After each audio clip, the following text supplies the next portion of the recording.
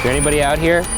Holy demons! We investigate Old Alton Bridge, aka the Goatman's Bridge. Goatman! Pennhurst State School and Hospital. It smells like in here. London Tombs. I'm nervous, man. Speak to us. The Lost Colony of Roanoke. Biggest UFO cover-up of all time. The infamous Roswell incident. Through the roof. All right, let's get into it. Spin a yarn, Tommy Bahama.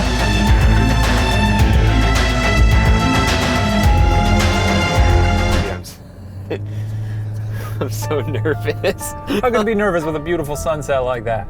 Because I know it sits underneath it. Nighttime, darkness. And demons. I hate demons. Hey. It's the bridge. Yeah, I could see that. There it is. Ready? Yeah. You go first. God damn it. I'm on. How you feeling? You did it. Well, here we are. It's very sturdy. There's some pretty things that have happened to people around here. Very sturdy. So now that we're on the bridge, I guess I should tell you why this bridge is what it is. Tell me. Can you even look just a little bit worried, or do you have to? Never mind, don't do that. This week on BuzzFeed Unsolved, we investigate Old Alton Bridge, aka the Goatman's Bridge, as part of our ongoing investigation into the question, are ghosts real? However, tonight, this bridge and the woods that lie beyond it are said to harbor something much more sinister. Demons! So yeah, it's a demon. As I've stated before, I will only do one demonic investigation per season, so behold, this season's sacrifice. Do you even like sitting on this bridge? Do you not like No, it? I don't like it, so let's just get it over with. You've got a glazed look in your eye. Yeah, I'm nervous, man. I feel like I'm gonna vomit. God. I love it. In 1884, Old Alton Bridge was built in Denton, Texas to connect the town of Alton to Denton. Alton was a tiny town that originally consisted of one person when it was established in 1848. Those were the days when one person could land somewhere and say, Yeah. this is a town now. He's law and order. Welcome He's to the doctor. Shaneburg. To Shaneburg. We're all assholes here. None of us Shanesville. believe in ghosts. Yeah. Population me. It was chosen as the legal center of Denton County. After the county seat was moved to Denton, residents of Alton moved to other towns, and Alton eventually disappeared. Today, the bridge is no longer usable for vehicle crossing, but lucky for us, the bridge is available for pedestrian crossing. Lucky for us. I don't know why I phrased it lucky for us. I think I was feeling brave when I wrote this. Yeah, this isn't lucky for you at all. No, in fact, I kind of wish this bridge was torn down like Alton. That's the thing about this bridge. No one knows why there's this specter of darkness like just sitting on it. Oh, you mean why the demon is here? Yeah. I'm gonna try and avoid saying demon as much as I can. At least, Demon? You think a I'm demon not- hears the word demon? yeah. I'm not gonna let you goad me into this. I know what you're trying to do. Goat you into this? Shut up. We're moving on. You know what, Ryan? I'm not trying to scare you, but I got a bad feeling about this one. Shut up. I do. It's okay, I came prepared. What are you prepared with? Oh, you'll see, man. Why are you unbuttoning your pants? Don't worry about it. We're in public right now. What are you doing? Shut up. Oh, Ryan, What? you've outdumbed yourself. You know, I thought this was gonna be funny, but now I'm actually happy that I have it. It's holy water inside here. I got it blessed assumed by it a was church. holy water. Like I could be like, hey Shane, look over at those bushes, and then like a demon sneaking up on me. I'd be like, hey Shane, look over there in the bushes. Don't try, demon. What, I like that. Ooh, that's spooky. Yeah, right. Obviously, we didn't travel all the way down to Texas to observe a simple old bridge. What brings us to Old Alton Bridge is the meaning of its nickname, the Goatman's Bridge. There are several legends of bridges acting as gateways to another realm, and perhaps this bridge is one of those gateways. This bridge and the surrounding woods are said to harbor a dark entity, a demon that is half goat and half man. The Goatman is said to have, quote, glowing empty eyes, end quote, and goat-like horns. The reason for this entity's existence has many iterations. One common story is that Satanists have carried out rituals on the bridge that opened the door for this demon and perhaps others. There is like records of people practicing rituals in this forest and on the bridge. Yeah, it's people like you. How am I the same as a Satanist? Because you believe everything they believe. Yeah, but I respect it. I stay away from it. That's the two opposite. sides of the same coin. Yeah, and you just got to decide which side you're on. I am the whole other coin. Which coin would that be? Just like like a chill-ass wheatback penny or something. Another popular story is that a successful African-American goat farmer was hung on this bridge by angry Klansmen, returning from the dead as the Goatman. However, this version of the story is impossible, as there's no historical record of this goat farmer even existing. And furthermore, demons are preternatural beings, and therefore not human. Do you think Father Thomas ever watches these videos and is disappointed in you? If these places you're going claim to have spiritual attachments, I would do nothing to invite them to somehow show themselves or taunt them in any way. Perhaps. Probably. I've kind of directly disobeyed him in terms of communicating with ghosts and spirits and entities, but I'm doing it for the betterment of the science. You gonna ever visit him again and show him what you've done? Yeah, I think I would. Like, for instance, if something happens to me tonight, I'll go back to him to get a blessing, to cleanse myself. You're gonna need to cleanse yourself. But tonight, we're not here to find out why this demon exists. Our goal tonight is to make contact and hopefully capture evidence of this elusive and dangerous demon to prove that it's real. We can only hope that evidence doesn't come at a great cost. Any demons here? Got any demons out tonight? Any horny boys or whatever they... Horny boys? They got horns. Let your presence be known. Say something. Why are you on this bridge?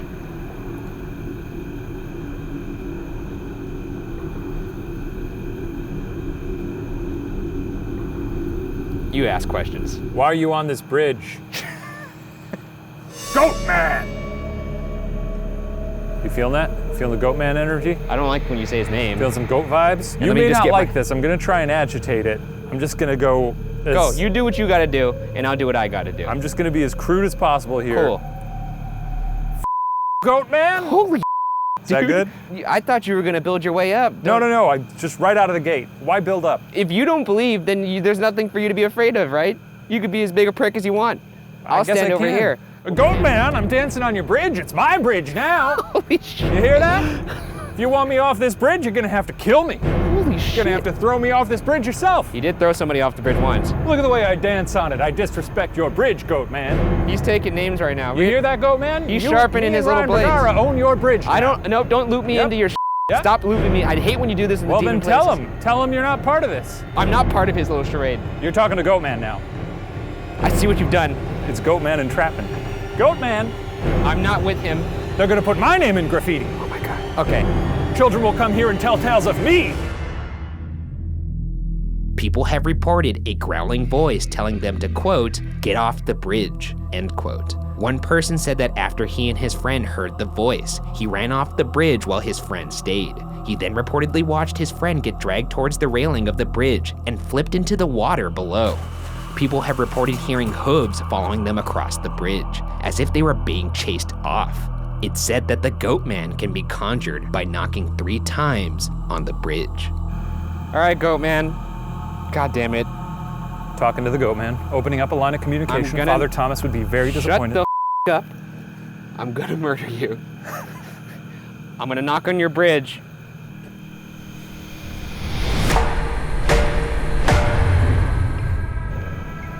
Now it's said that when you do that, you can see his glowing eyes. Oh, what a load of horseshit. Someone said they saw him standing on the...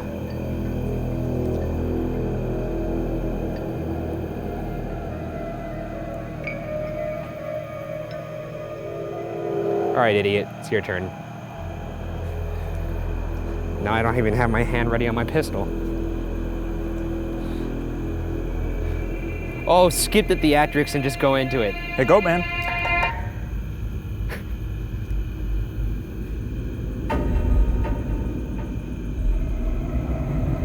You know, if you want me off your bridge, you're gonna have to throw me off.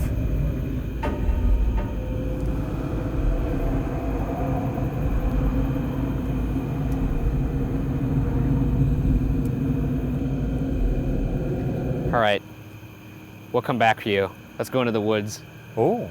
We'll be back, Goatman. After all, this is our bridge now. Okay. That's how you get them, though. I don't, that's not how you get them, shut up. You gotta admit, that's an effective No, technique. it's not an effective technique. It's a way to get killed. He's probably getting upset, though. This is a serious thing.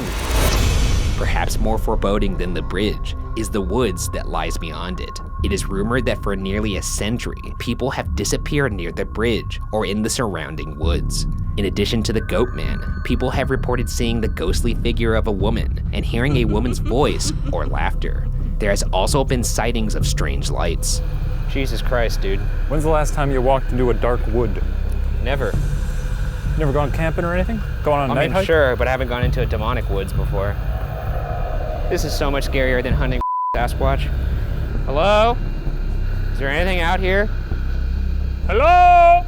Well, people usually feel overcome with emotion in here. Like a violent emotion. Do you feel that? No. Okay, good. Not yet, at least. Give me a heads up if you start to feel murderous. Yeah. I would appreciate that. These woods are rumored to be the site of satanic rituals, attempting to conjure demonic entities. One paranormal investigator claimed to find animal remains that were possible evidence of sacrificial rituals. In fact, one local policeman told us that pet stores around the area stopped selling cats due to the amount of sacrificed cats being found in these woods. By the way, these woods are also scary because of the people that may be in there. I mean, people are greater threats than demons or ghouls, so yeah. And I can't fight. You can't fight. I got a lot of limbs that are very, No, you're like one of those car wash blowy things that's out front, just wiggling around. That's fair. But if you see that in a fight, if you see this in the middle of the night in the woods coming toward you, that's scary. No, it's not. Yeah. I feel like that guy is whacked out of his mind. You would not, you would run away. I guess. Hello. Welcome to my woods. Sales on Mazdas. Is there anybody out here? Any cultists? Anyone doing up to no good out here? Anyone cutting a cat's head off? Yeah. Jesus Christ. One of these we're gonna die. You think so? Yeah. You hearing some over there? Yeah. Oh, there's something over there. I don't know what it is, but the bushes are moving. The bush just moved. Hello? Hello? Hello? Oh God. I did see that bush move. What was that? Did you hear the scream? No. A scream? Oh God, my mind's starting to melt. I did see that bush move. I did see that bush move. Hello? Who's out here? What if we just make it seem like we're in on it? What do you mean? We're here for the cult stuff? Oh, I see what you're doing. Yeah. We saw the ad on Craigslist. No? God, it feels weird to even joke. I'm so scared right now. Are you really? They wouldn't be hiding in the bushes, would they? Oh, sure they would. They're cultists, Ryan. I feel like I'm scanning like a madman right now. My eyes. I keep collecting spider webs on my face, and now I'm just sort of immune to them. Madman right now. My eyes. I keep collecting spider webs. On my face. I'm just letting them accumulate. Well, you are just a giant stick walking around. That's true. Oh, this looks fun. It's an odd collection of branches. Looks like a witch lair or something. Well, there are spirits in here, but they obviously are overshadowed by the demon. Do the demons like tell them to quiet down? Is that how that works? There's like a hierarchy? What was that? There's like a hierarchy. What was that? What was that? Who's out there? Someone over there? No, I'm serious. I heard something over there. Put that cat down. I heard something over there. I don't know what it was. Hello? Oh, careful, dude. Oh, You can't be doing occult stuff like this. Dude, what are you doing? You're crazy. Hold on. We heard some spooky movement over here. Who's over here? Take your cloak off. You need to chill. You need to chill out. Hello? Hey, man. Oh, fuck it. It's a plant. It's a plant. We kicked Goatman off the bridge. It's ours now. Goatman, are you out here in the woods? Well, he's out here in the woods because he's not tending to his bridge. Okay, Clearly. Well, that's why finders keepers and all that. Finders keepers and all that. Finders keepers and all that. Heard that, right? Who's over here? You think they're just all around us? I know, I'm just picturing being surrounded by cultists right now, and it's freaking me the out. Hello? Hey, if there's cultists out there... Shut the fuck up. I gotta let you know, my pal has a water gun. It's holy water. I don't like this. I don't like this one bit. We are hearing noise from all sides at this point. It's very Blair Witch. Yeah, let's leave. Multiple investigators have picked up on the name Steve through EVP and spirit box sessions, perhaps the moniker that the Goatman or another demon is going by. Because they like to trick people, that's what they do. So they go by Steve.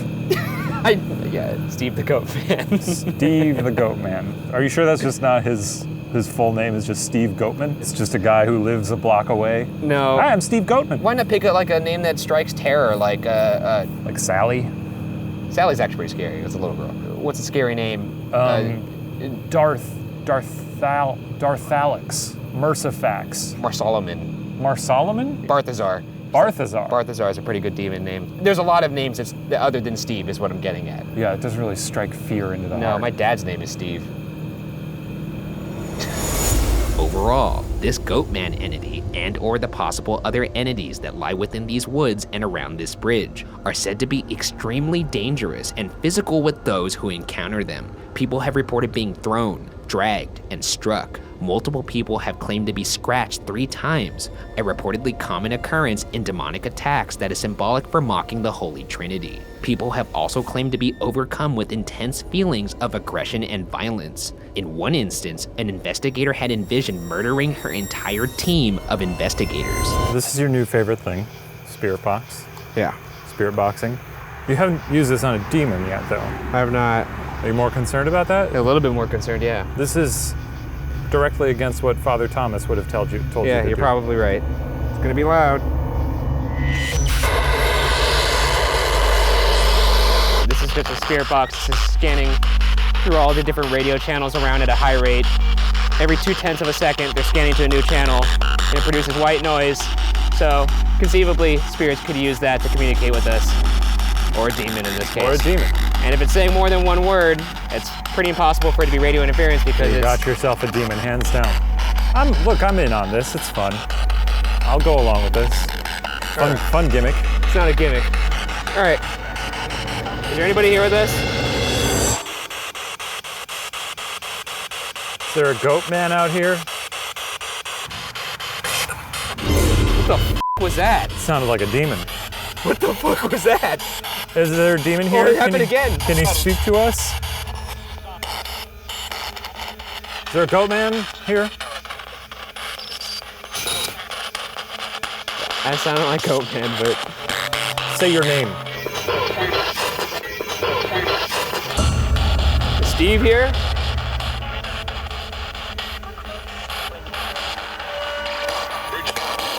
I heard Bridge. And I heard Steve.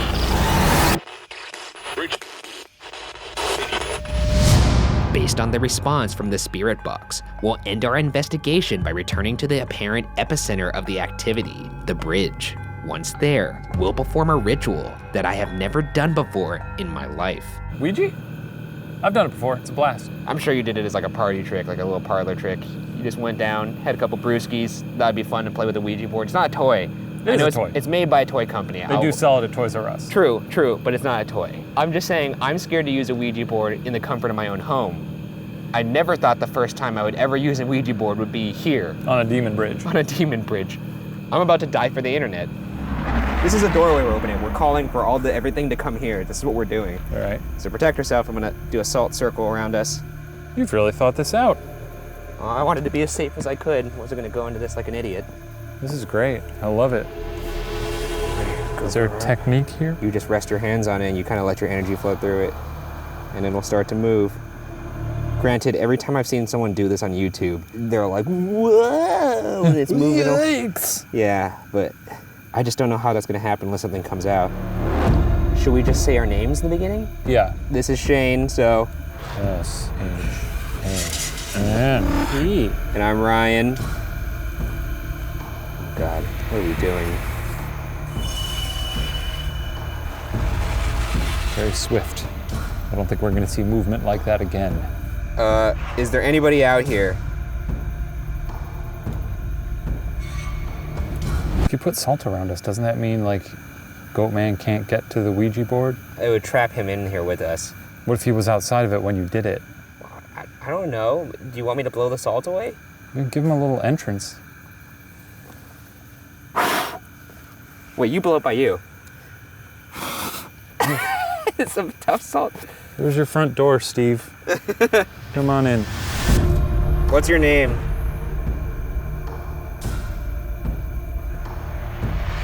No. Are you moving it there? I'm not moving it. I'm just sitting. It goes to Steve. I'm gonna First off, I don't think that's really funny. Your hands are shaking. I know, because I'm like, why is this moving? Hey, you demon. Jesus Christ. Dropped all the decorum, didn't you? I wanted to catch him off guard. Well, we have an S. We got an S. If you can't spell your name, then this bridge is officially mine. No, it's not. They'll tell legends of me here. People will come here and talk about math, facts.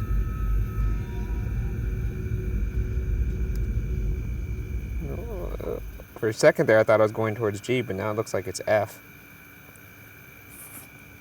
All right, this is your last chance, demon. If you're here, tell us your name. And again, you know the deal. I guess. If you don't tell us your name, then it's gonna be Shane's Bridge. You know what? Throw myself in there. If you don't tell us your name, it's me and Shane's Bridge. It's our bridge now. Oh God, I feel like I've gone to the dark side. Yes.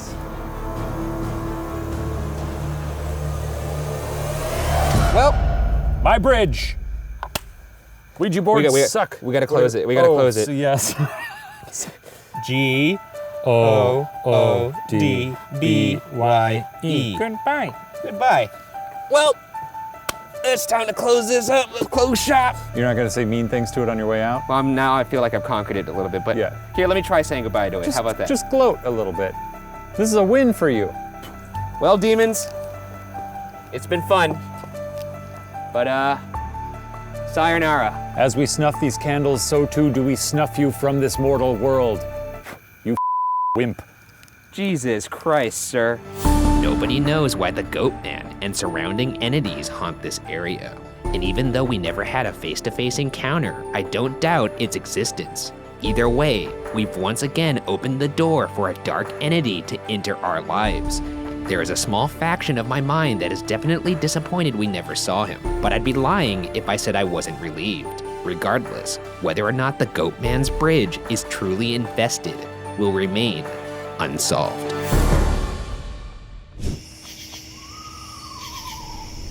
What is that? Does it sound like it's coming from in the house? It sounds like a laugh. Hello?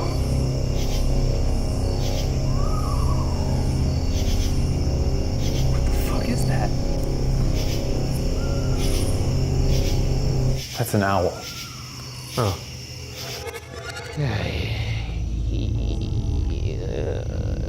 Mayflower Hall. It's a nice name, nice placard. Sure.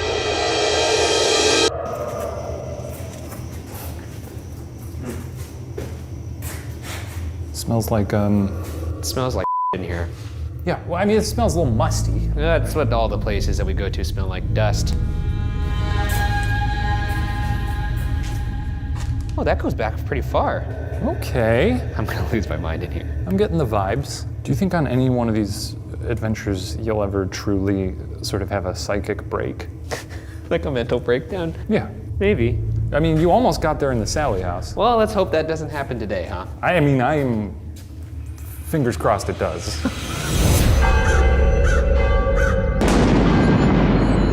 This week on BuzzFeed Unsolved, we investigate Pennhurst State School and Hospital as part of our ongoing investigation into the question, are ghosts real? This is actually now a Halloween attraction called Pennhurst Asylum, and as you can see, they didn't really change much. It's still very much an abandoned hellscape. This is what happens to all buildings, though, over time, right? When not tended to. Yeah, this is kind of like a look of what the apocalypse would look like Yeah. in micro form. Place is really rotting very well. Yeah, there were some pretty weird things that went down here. Well, let's hear about it. Okay, let's get into it.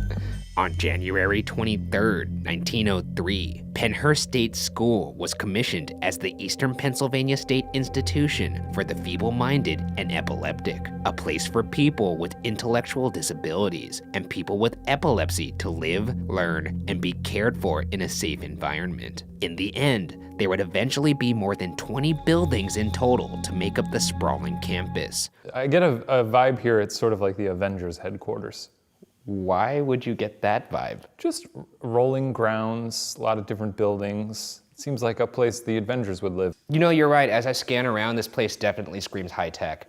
Well, We got like a couch over there with a couple cockroaches. I We touched got this it and my like hand board. turned black. Your fingers are now falling off because you touched a wall. This place definitely Avengers worthy. Yeah.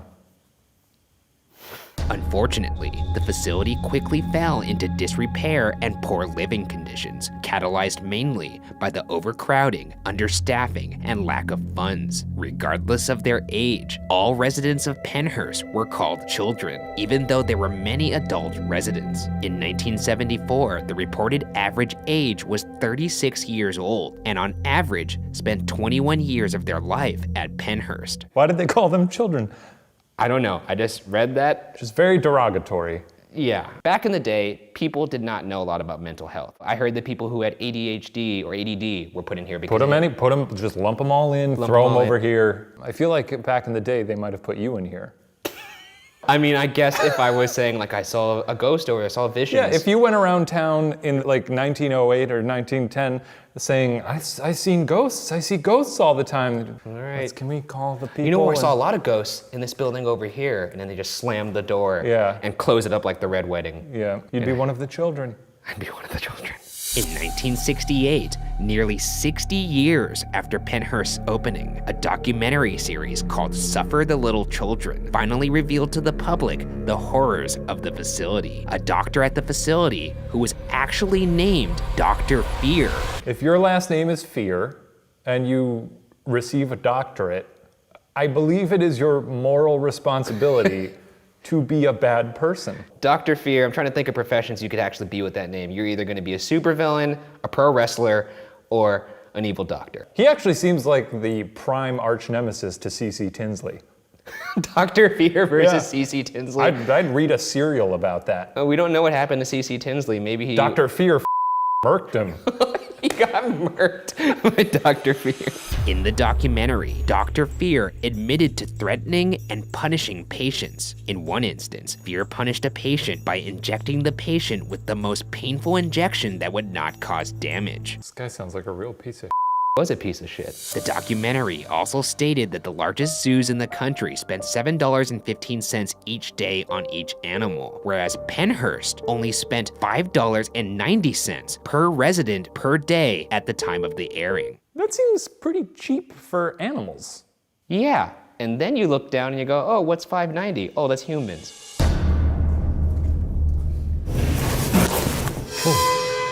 Was that you? No, that was a noise from over there. So this was apparently a day room back in the day, or common room.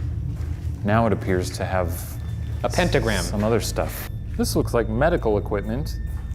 Yeah, it was a hospital back in the day. Oh my God, this room is horrifying over here. It's just a room. My goal here tonight, since this place was such a place of tragedy, is, I don't know, if we could reach out to them, maybe we could help some of them. You're just looking for positivity? Is that what you're saying? I'm trying to, while also trying to fight the fact that I'm terrified right now, so. Hello, spirits. We're here with good vibes. We ask you to let us film you tonight and put you on YouTube. Is there anybody here right now?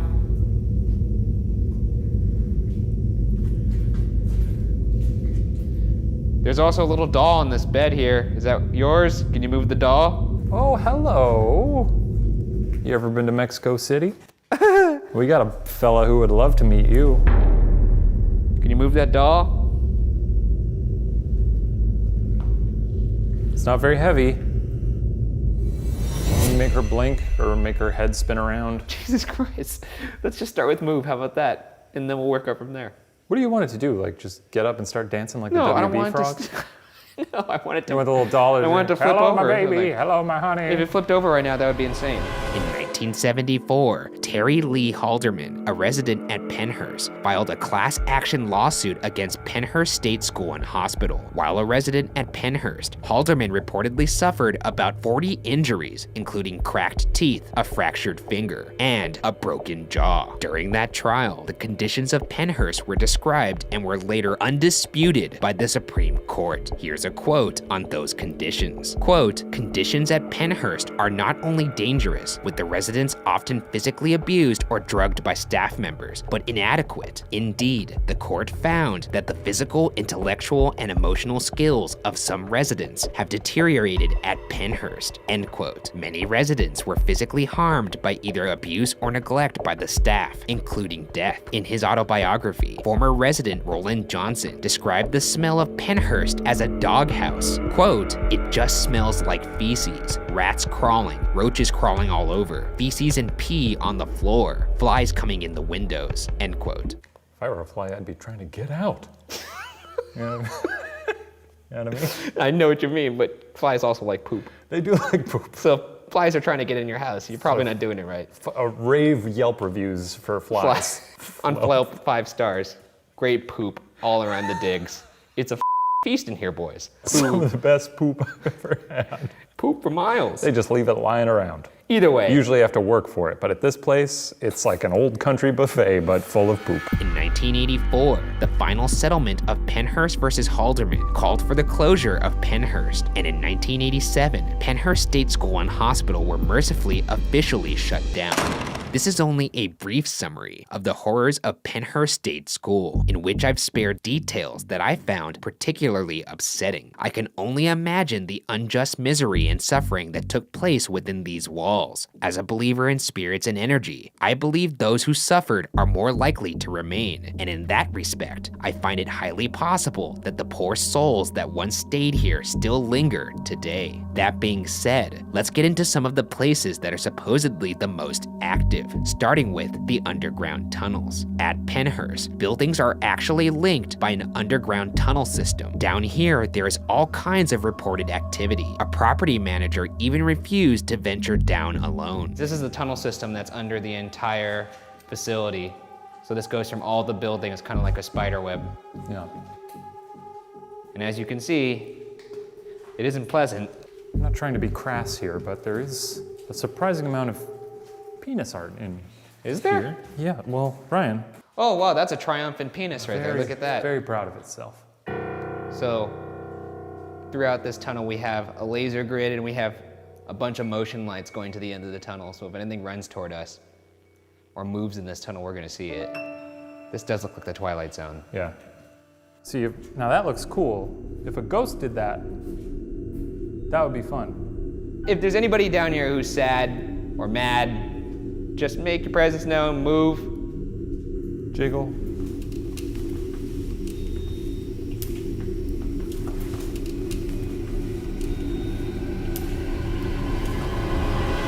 Drop a deuce or get off the pot, buddy. Jesus Christ, dude. Pennhurst is so active that there's a book written about the hauntings by a woman named Tamara Lawrence, who worked in the Mayflower building in 2011. She details the 4 known spirits that haunt the 2nd floor of the building. The first is a little boy named Howie, who plays with a Fisher-Price airplane. Howie, we hear this is your plane if you're here. We also hear you don't like people touching it. If you're here, could you perhaps move the plane? Howie, if you don't move this plane, I'm gonna touch it with my dirty hands. His dirty man hands. I'm gonna disrespect your favorite toy. Oh my God, don't phrase it that way. It's a toy, Ryan. Just saying. I mean, it can't get much worse than being in this room. If you truly are trapped in here, Howie, I'm sorry, because this room is gross. Oh God, what are you gonna do? You have a very sly, evil smile on right now. I don't like it. I'm gonna touch it. I know you're gonna touch it. Here we go, Howie. I'm gonna touch your plane.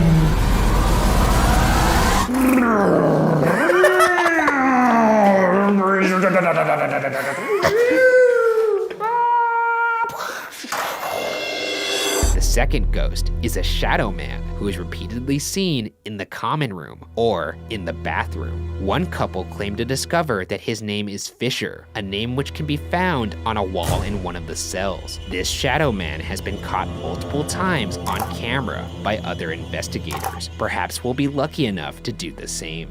So right now we're in the common room. This is where a shadow man is often seen. He's actually been caught in a couple pictures in this room. So I thought we just walk around in the dark, take some pictures, and maybe he'll pop up in some of them.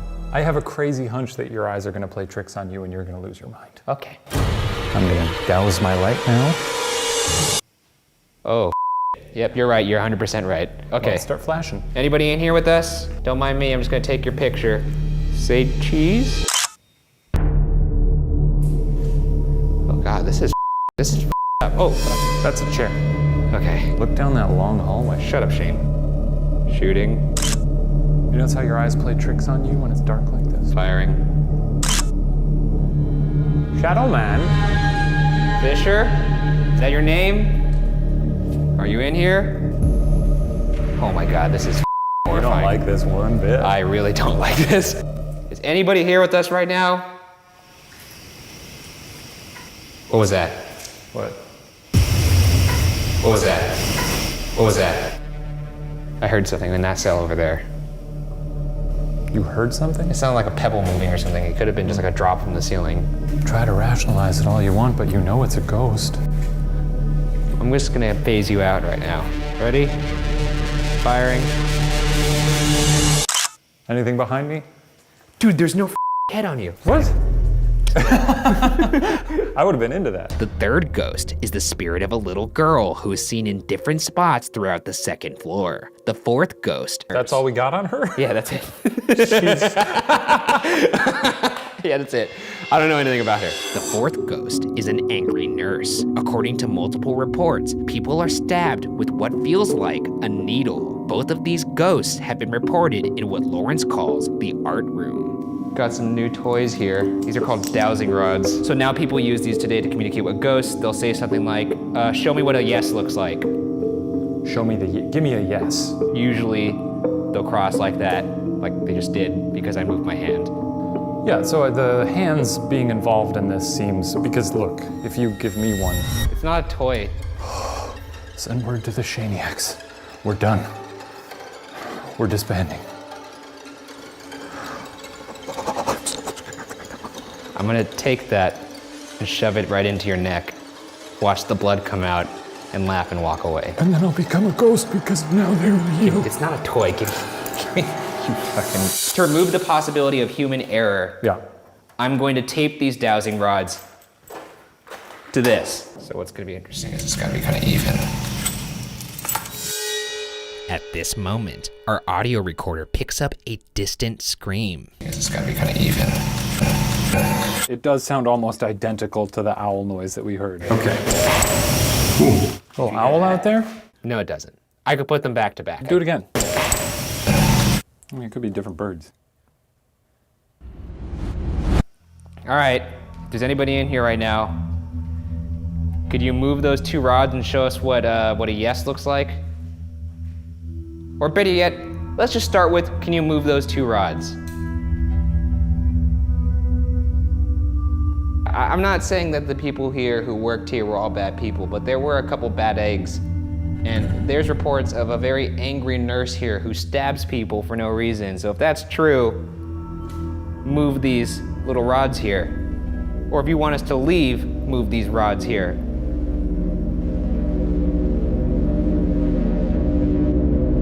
They are definitively not moving. No. Hey, nurse. Oh God. Bad nurse. Come on, put some needles in me. Is there anybody in the room with us right now?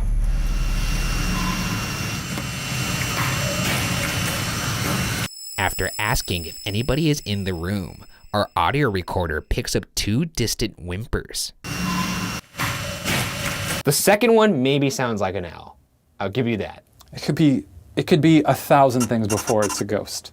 But listen to this one. I'm not buying it. Okay, not by To close this out, let's investigate perhaps the most active floor in the Mayflower building, the 3rd floor. This floor used to serve as dormitories for patients, and the current caretaker has claimed numerous residents still remain. In an effort to allow for easier communication, we'll explore the entire floor individually. How are you feeling? You know, I'll go in first. And I'm going to... Dude. I am now walking alone on the 3rd floor. There appear to be a great deal... Oh, Ryan's gonna hate this. Here's a hallway that no one in their right mind would walk down because it has 1,000 doors.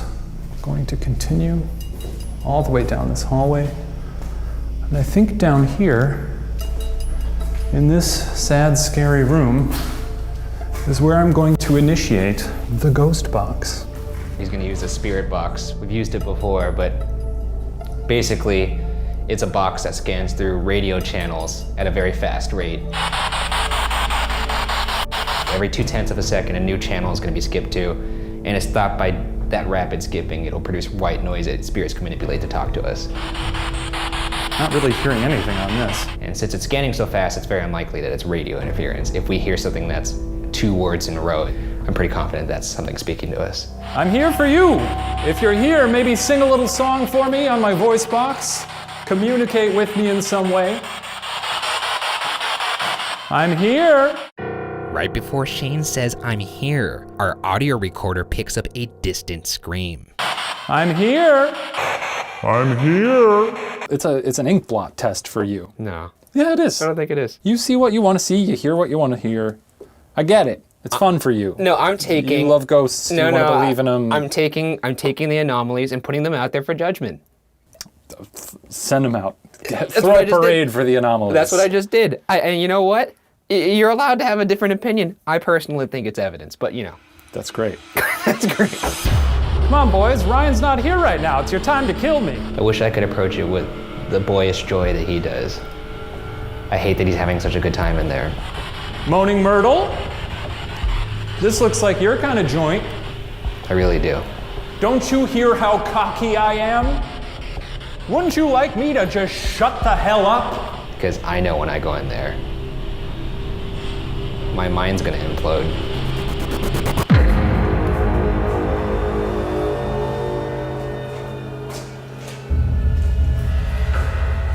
Oh God. Keep walking. That's all you can do is keep walking. Shut up. Hello? Is there anybody in here that wants to talk to me? Oh my God, this is the worst. I don't mean to scare you. Trust me, I am way more scared of you right now than you are of me. In fact, why don't you just not do anything? How did Shane do this laughing? What the is wrong with this man? It doesn't help that every wall in here is painted with "get out." All right, I'm gonna turn on my spirit box. Use this to communicate with me. He's gonna hate this. I hate this. What was that? Oh, I got the chills. Who's here with me right now? The devil. Is there anybody here with me? What was that? You? My name's Ryan. Can you say Ryan back? Oh my God. No, it's just my mind. It sounded like Ryan. Oh God, there's pentagrams everywhere in here for some reason. Who's in here with me? Jeff? How many of you are in here? 4? Oh no, you said 3. Ryan, you gotta walk down that long hallway with all the doors. I'm walking down the hallway. I was at the end right now. The one when you walk in immediately to your left. All right. Oh. Yeah, that's what you have to walk down. Hurry up, you've got 2 minutes. Oh, this is horrible. This is so horrible. Who's here with me? Bree? Oh God, it's an old wheelchair. Bree, why are you here? Bree? All right, Ryan, we're coming up on 7 minutes here. Get the out of here. See you later. Peace. How'd it go? You did it! What did... You seem rattled right now. Yeah, I'm a little rattled because I just spent an entire 7 minutes up there alone as a little ghost antenna, just talking to ghosts, and I didn't enjoy it, and I want to leave now, so let's leave. Little ghost antenna. The Ryan Bergara story. Shut up. Well, it's been real. Pennhurst State School and Hospital. You got Unsolved. I don't know. Yeah. We gotta figure that out. We'll figure that out. Do you think the place is haunted? No. Why don't you ask me? What do you think my Ryan, answer is going to be? Do you think the place is haunted? You know what? Not sure, Oh! but probably. Okay. Stop. Yes.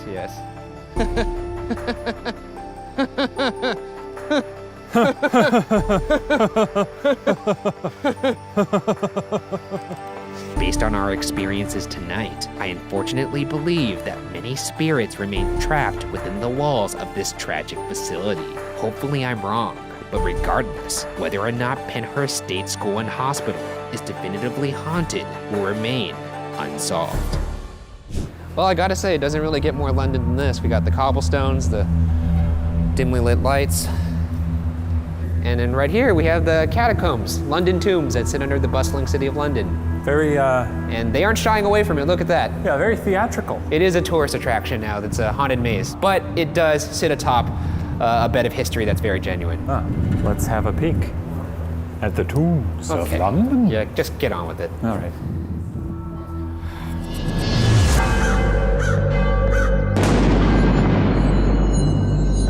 This week on BuzzFeed Unsolved, we investigate London tombs as part of our ongoing investigation into the question, are ghosts real? These tombs are not the most pleasant, as you can see, and they have some pretty gruesome history. Production value here is through the roof.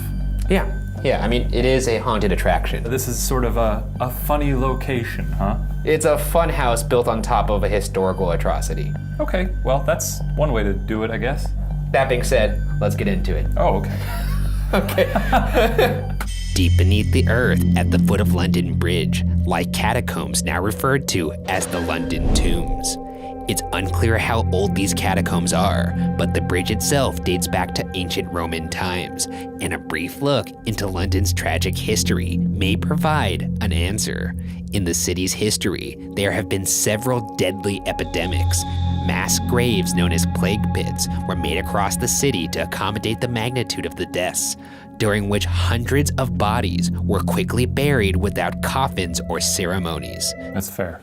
You know, yeah, I mean, you look back at that and you could say, oh, so inhumane, but if this person's flesh is decomposing off their face while they're still alive. Yeah, that was a way. bad thing. You gotta get rid of those bodies as quick as you can. Yeah, burn them. They're like White Walkers. Throw them in a volcano, I don't care.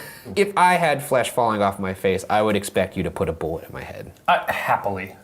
Oh, don't you have to be that excited. You about wouldn't it. even have to ask, buddy. If you didn't have flesh falling off your face at all, I'd still put a bullet in your head. For what reason? Wait, you're saying you would shoot me Moving in the on. head? What the fuck? One of the worst plagues in human history, referred to as the Black Death, occurred in Europe between 1347 and 1351 and killed an estimated 1.5 million Britons, a staggering number when you consider that was about a third of Britain's population at the time. In 1665, another outbreak of the bubonic plague devastated the city, now known as the Great Plague of London. The disease ultimately claimed as many as 100,000 lives, roughly a fifth of London's population. What a chunk. I mean, this was no joke. What a chunk. There's a reason why they called it the Great Plague. Oh, it was great, man. No, You should have been there for that plague. no, it wasn't like Kicked ass. That thing was a hell of a plague.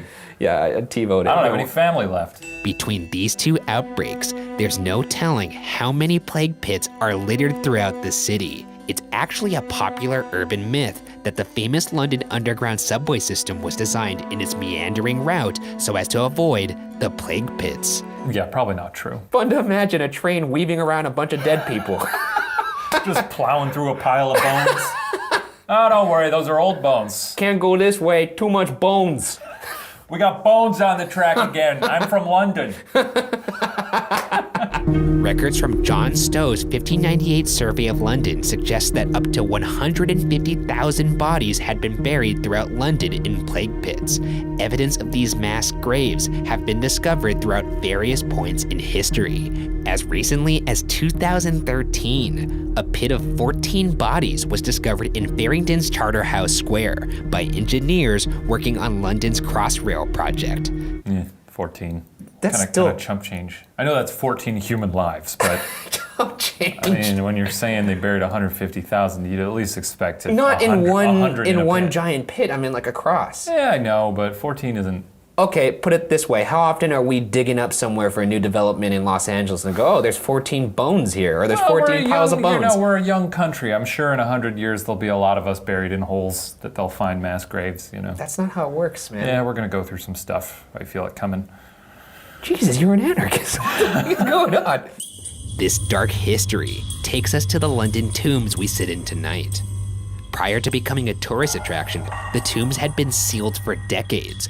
Excavations to build the attraction began as early as 2007 by brothers Lee and Danny Scriven of Kent. The project was said to cost over £2 million. During its excavation, they claimed, quote, hundreds of bodies were uncovered from the plague pit, end quote, where the tomb is located. According to BBC reports, after, quote, skeletons were found in a sealed vault in the basement, end quote, the builders refused to work on site alone. Shortly after, a second, quote, hall of bones, end quote, was found under concrete, which was said to have, quote, intensified the spooky activities, end quote. A hall of bones. I like that. I mean, this is serious, man. They found a shitload of bones in here. Yeah, as you would. Police pathologists reportedly dated the bones to the mid-17th century, which lead to their leading theory that the remains had indeed been plague victims.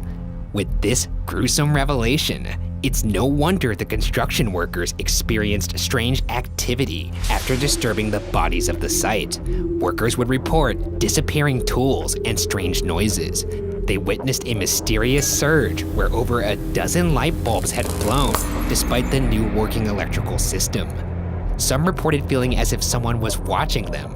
Perhaps most horrifyingly, those who have visited since have claimed to experience hideous visions, seen sinister faces suspended in midair, and felt violent poltergeist attacks. With that in mind, let's take a glimpse at the current status of the underground tombs we sit in tonight. As mentioned before, these tombs are now an attraction, a maze filled with scare actors and sets to scare thrill-seeking tourists. But tonight, this labyrinth of rooms sits vacant, ready for us to find what bits of history refuse to leave. There's a little skeleton man in that tree. Okay. Yeah, that's kind of fun. So this is not very serious, any of this, right? This is what we're in for tonight? We're in for this? I don't know. I have no idea. They do have great respect for their dead here in England. You can see it's kind of a nightmare. There's dolls everywhere. It kind of brings us back to Spider Island or Island of the Dolls. Yeah, I feel home. I feel like we're in that shed again. Yeah. And just like that, there's one marquee doll. There's what? Oh! This is the doll that a psychic apparently hates and won't enter here. I guess that's par for the course, though. I'm actually pretty impressed with how awful a lot of these look. That one's in a cage. That baby's in a cage. You gotta cage it up. A bad baby. Otherwise it'll Put it run in a amok. cage. As you can see, I've placed all my equipment in her lap. Yes. So let's do it. Cover your ears. Oh, this, okay. We're back. Here we are. Can you say hello? Oh shit! Heard it. It actually sounded like hello. Fuck. Yeah. Can you say either of our names? It's Ryan and Shane.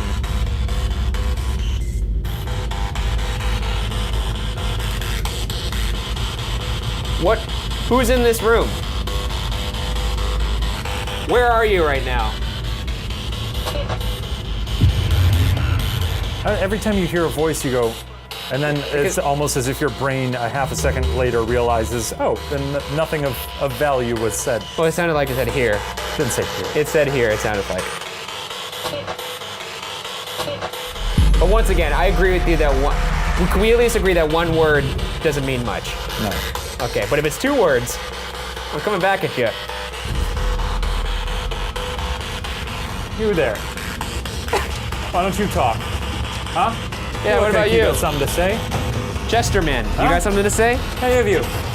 How about you? Bear. Your face got burned. Why don't you talk? How about you, baby. Headless Bride? You got something to say? Oh, you, Farmer John, overall boy. Do any of you have anything to say to us? Come on, there's got to be one soul in here that Jesus Christ. What in the name of Christ is that? It's a demon baby. It's a freaking exorcist baby. Headless troll doll. Speak to us. Say something crazy. Make Ryan lose his mind. Let's hear it. Come on. Come on. On with it. Come on. I would pay thousands of dollars for ghosts to be real, just so we could stop doing this 2 minutes earlier. What did you think that said? I think it said, One room in the maze, referred to as the Brown Room, is said to play host to a shadowy figure that lurks in the dark corners of the room. Apparently this is the beginning room of the maze. this is sort of a class. Oh, hello, sir. This is usually where they see a shadow man in here, in the back corners.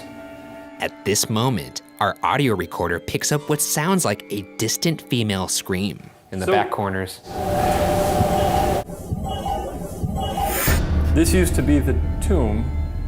Yeah, well, I mean, there's... This is this whole area right here. Well, there's this, they excavated... This is the tomb. They excavated the whole site, and there was one room in particular where most of the bones were. This was not it. Okay. But this whole site as a whole was like all part of an underground system. It's just weird that they turned it into a haunted mansion. Let's reach out. Maybe, that's a weasel. That is it was a weasel, a badger, Wolverine, I don't know what the hell that is. Sure, I'm not a zoologist. All right. Okay. Oh, there's another weasel. This guy loved weasels. Don't call it the weasel, don't call it the brown room, This call is it the weasel room. This is Yeah. the weasel room. Oh, good. England's famed weasel room. Ooh, he's reaching for the bottle. He's reaching for the This guy gin. knows what I'm talking about, hey? He's about to close a big... What are you about to make out with the doll? I can smell it on your breath. What do we got reports of in this room? Standard fare, whispers, but mainly it's the prominent figure of a shadow person standing back over there. I get tired of hearing about shadow people. Is that so? Yeah, it might as well be like a coat on a coat rack, you know? At this moment, our audio recorder picks up a whispering voice. Coat rack, you know?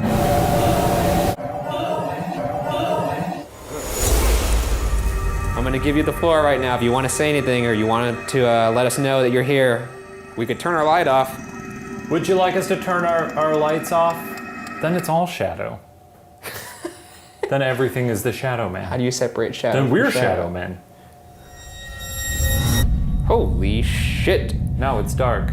Well, now that it may be easier for you to focus on us, do you have anything to say? I'm gonna give you a minute. We can't see you now, so apparently this is the best time for a ghost to do something when it can't be recorded. So here's your moment.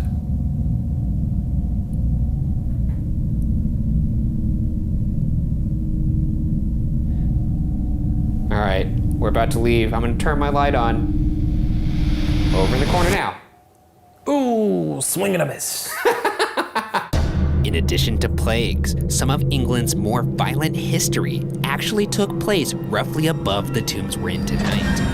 As early as the 13th century, England sometimes punished traitors to the crown by hanging, drawing, and quartering. This process, among other horrible things, would include pulling somebody's limbs off, possibly with horses, and finishing with decapitation. The heads would be placed on the pikes of Traitor's Gate, a gate that sat on an older incarnation of London Bridge.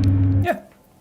Chill. That's fair, I think. Totally chill. I mean, treason's a, you know. You're right. Treason's bad. Let's have a horse pull you limb from limb. Again, we've sort of covered this, but they didn't have a lot to do back then. So you're telling me that if you didn't have Netflix, you would resort to cutting people's heads off and putting them on funny little sticks. Now, if I'm reading a book and I'm like, well, this is the height of entertainment, and someone said, well, they're going to pull someone apart into 4 little pieces outside, just slap 4 horses on the ass and watch them come apart. I'd probably just put my little bookmark in, close it, put my shoes on, and go outside to the town square. What's wrong with that? Lots of things. I could think of several things off the top of my head. I am putting myself in historical context here. Nowadays, I probably wouldn't, but... I probably wouldn't. I'd think about it. 60% chance I'm saying no to that. Some famous heads that once sat on these pikes included the head of Catholic conspirator Guy Fawkes, Oliver Cromwell, and Scottish freedom fighter and Braveheart himself, William Wallace. That being said, one detail I withheld regarding the remains found in the tombs we're exploring tonight was that some of the skulls found had holes in them, suggesting that some of the grotesque mounted heads that were once prominently displayed for the London public found a home down here in the London tombs. In fact, a medium that visited the tombs, aside from claiming to sense hundreds of tortured souls, also sensed the aforementioned Guy Fawkes. All right. That's kind of Or stupid. Guy Fawkes. I don't know how it's pronounced. F-A-W-K-E-S. I thought it was Fox. I think Fox. This Guy Fawkes. This... Did you have that ready to go? No. Oh, damn. That was good. Perhaps this violent history could explain the many dark figures that roam the hallways. Using laser technology, perhaps we'll be able to pick up movement. So, in this hallway, they would give tours. The tour guide would be standing right here, and they'd pan down this hallway. And they, at one point, a tour guide said they saw a man just standing at the back over here. Okay. So, there are a lot of hanging things in that hallway. You don't think the shadows could maybe play with someone's imagination? only one way to find out. So I want to put the laser grid over there so that we could see any movement. That way we'll be able to discern whether it's something moving or if it really is just shadows playing tricks on somebody. Right. Wasn't very productive last time. Well, it's not going to be productive every time. You got to remember, once again, capturing an apparition or something physically manipulating our world is like catching lightning in a bottle. That's the holy grail. Yeah, it's not going to happen every time. Yeah. Or any time. Let's do it. Let's do it. Let's initiate the grid. I'm doing it.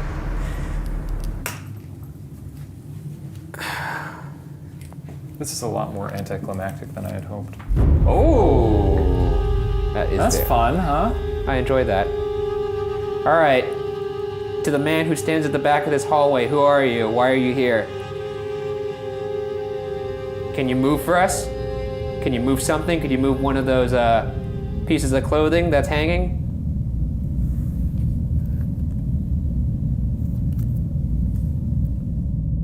While changing our batteries on our equipment, we heard loud footsteps down the hall. Record. We quickly turned everything on, but only caught the tail end of the noises. Record. Hello? I don't know if our mic was recording, but something was definitely moving down there. Do you want me to go look? I heard that down there too.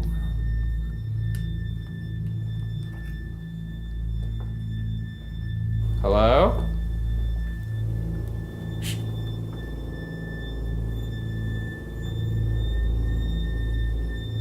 Jesus, this is fucked up.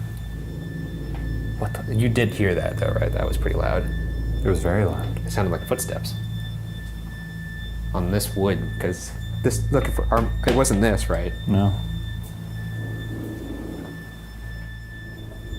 Hello? Hello? Oh, come on.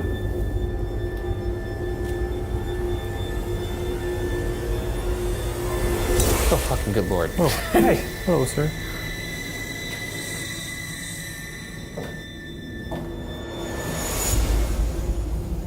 Oh, we're in the Jack the Ripper room. Hello?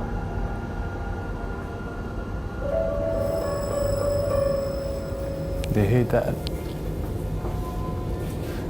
don't know what that was. All right, let's go back. That was, oh. Sorry, man. You almost had it. Evidence of a ghost. Pretty much our sound recorder was off. All of our equipment was off because we were changing batteries.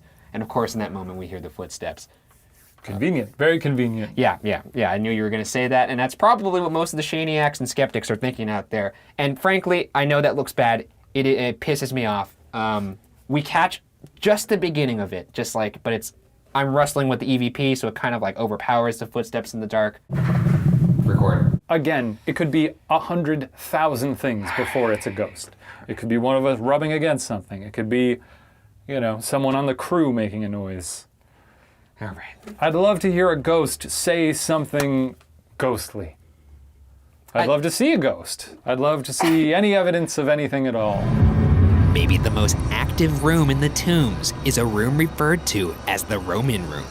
In this room, staff have claimed to see the apparition of a little girl named Emily, dressed in clothing perhaps from either of the Great Plagues.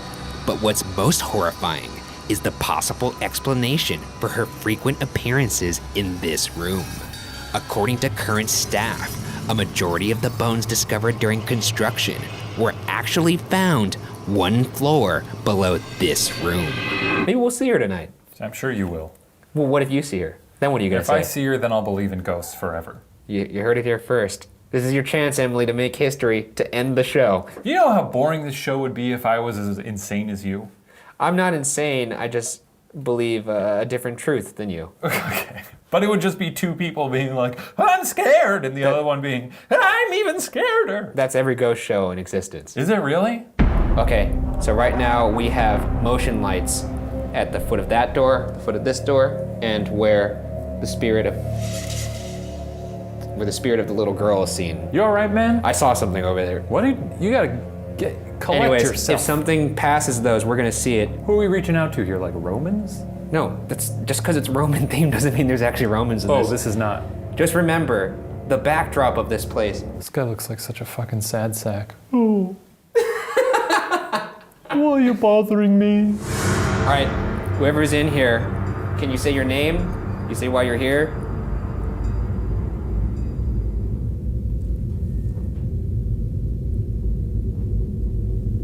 Is there anybody in here with us right now?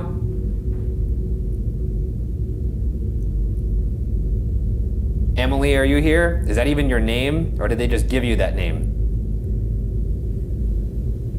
There is an uneasiness to this room. You don't like it. I don't know. It's pretty quiet in here. Yeah, why don't you do some reaching out? I did it in the last room. Okay, so I'm talking to Emily. Oh, or am shit. What? That fucking light turned on.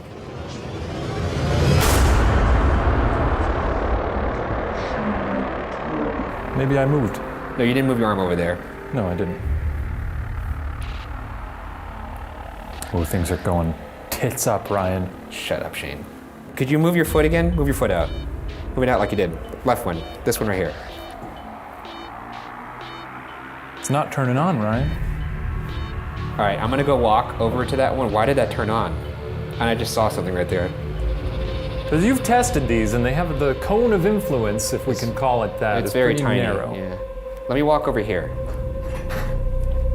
Yeah, I mean, look at that. I had Yeah, to you walk got right pretty here. close there. We may have caught ourselves a ghoul, Ryan. Okay. Just in case. Yeah. I want to leave zero doubt. This one is facing, the cone is actually smaller on this one. Small cone. Okay. It's a small cone. I'm rattled. I'm gonna compose myself. All right. Gather your wits. Gather your wits. This is gonna be all over the news. Here's the thing. Because it's not a ghost over there doing the Macarena, we're not gonna have something compelling to skeptics. But it is weird that it turns on. You can see there's nothing there. It is when I move, but I'll give it to you. That's a ghost. I knew you were gonna say that too. We replicated the movement. We jumped up and down. Yeah. Doesn't turn on. Great, you got a ghost. Say at least odd. Give that at least an odd. That's very odd. With plague pits and ruthless executions, there's no telling what dark history sleeps within the confines of this maze. In an attempt to awaken this history, we're going to finish this off by individually walking and investigating the entirety of this zigzagging nightmare.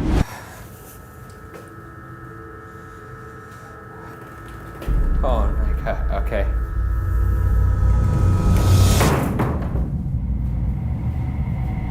All right.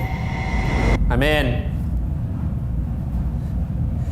This is fucked up. This is so fucked.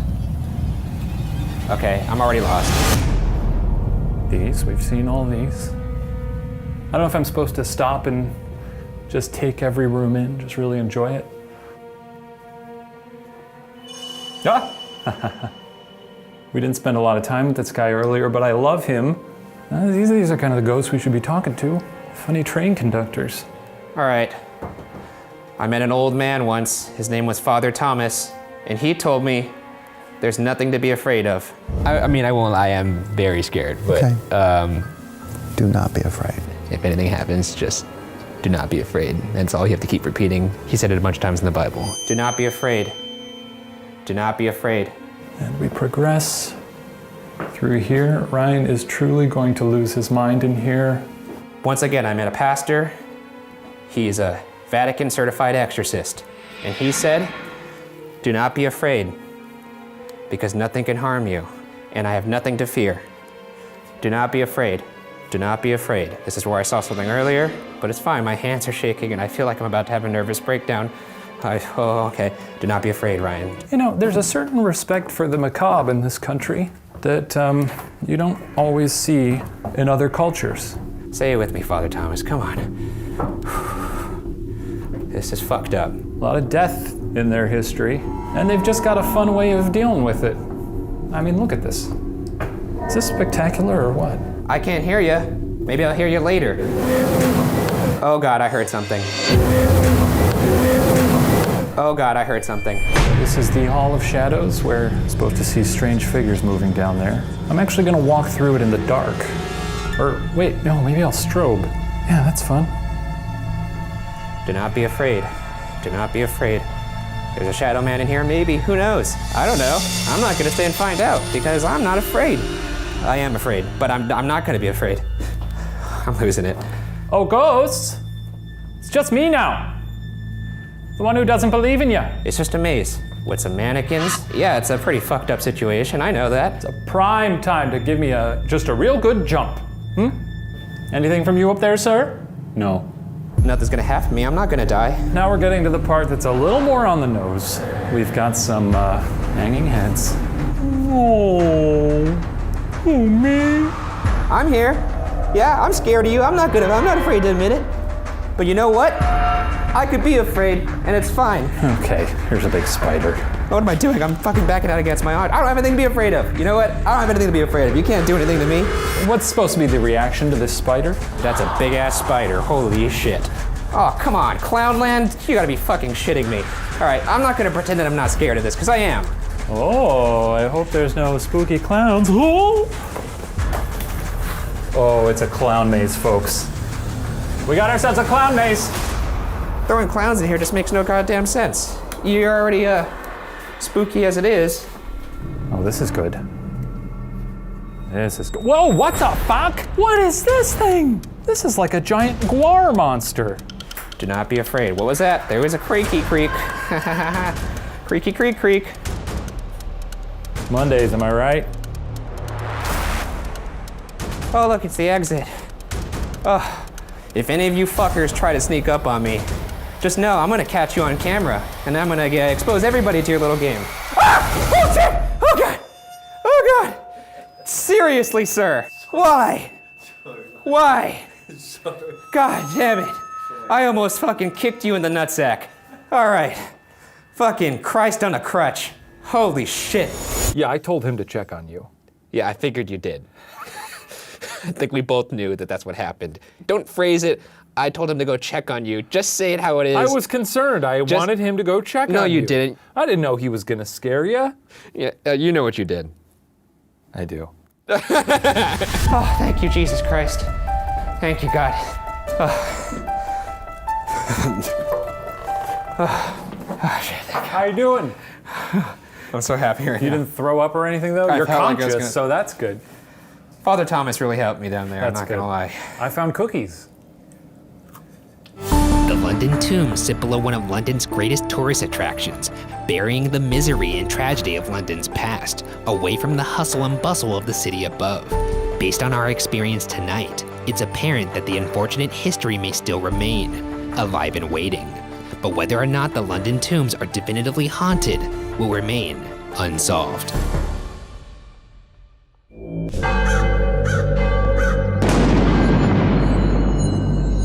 This week on BuzzFeed Unsolved, we discuss what may be the oldest mystery in the United States, the lost colony of Roanoke. Do you know anything about this one? No.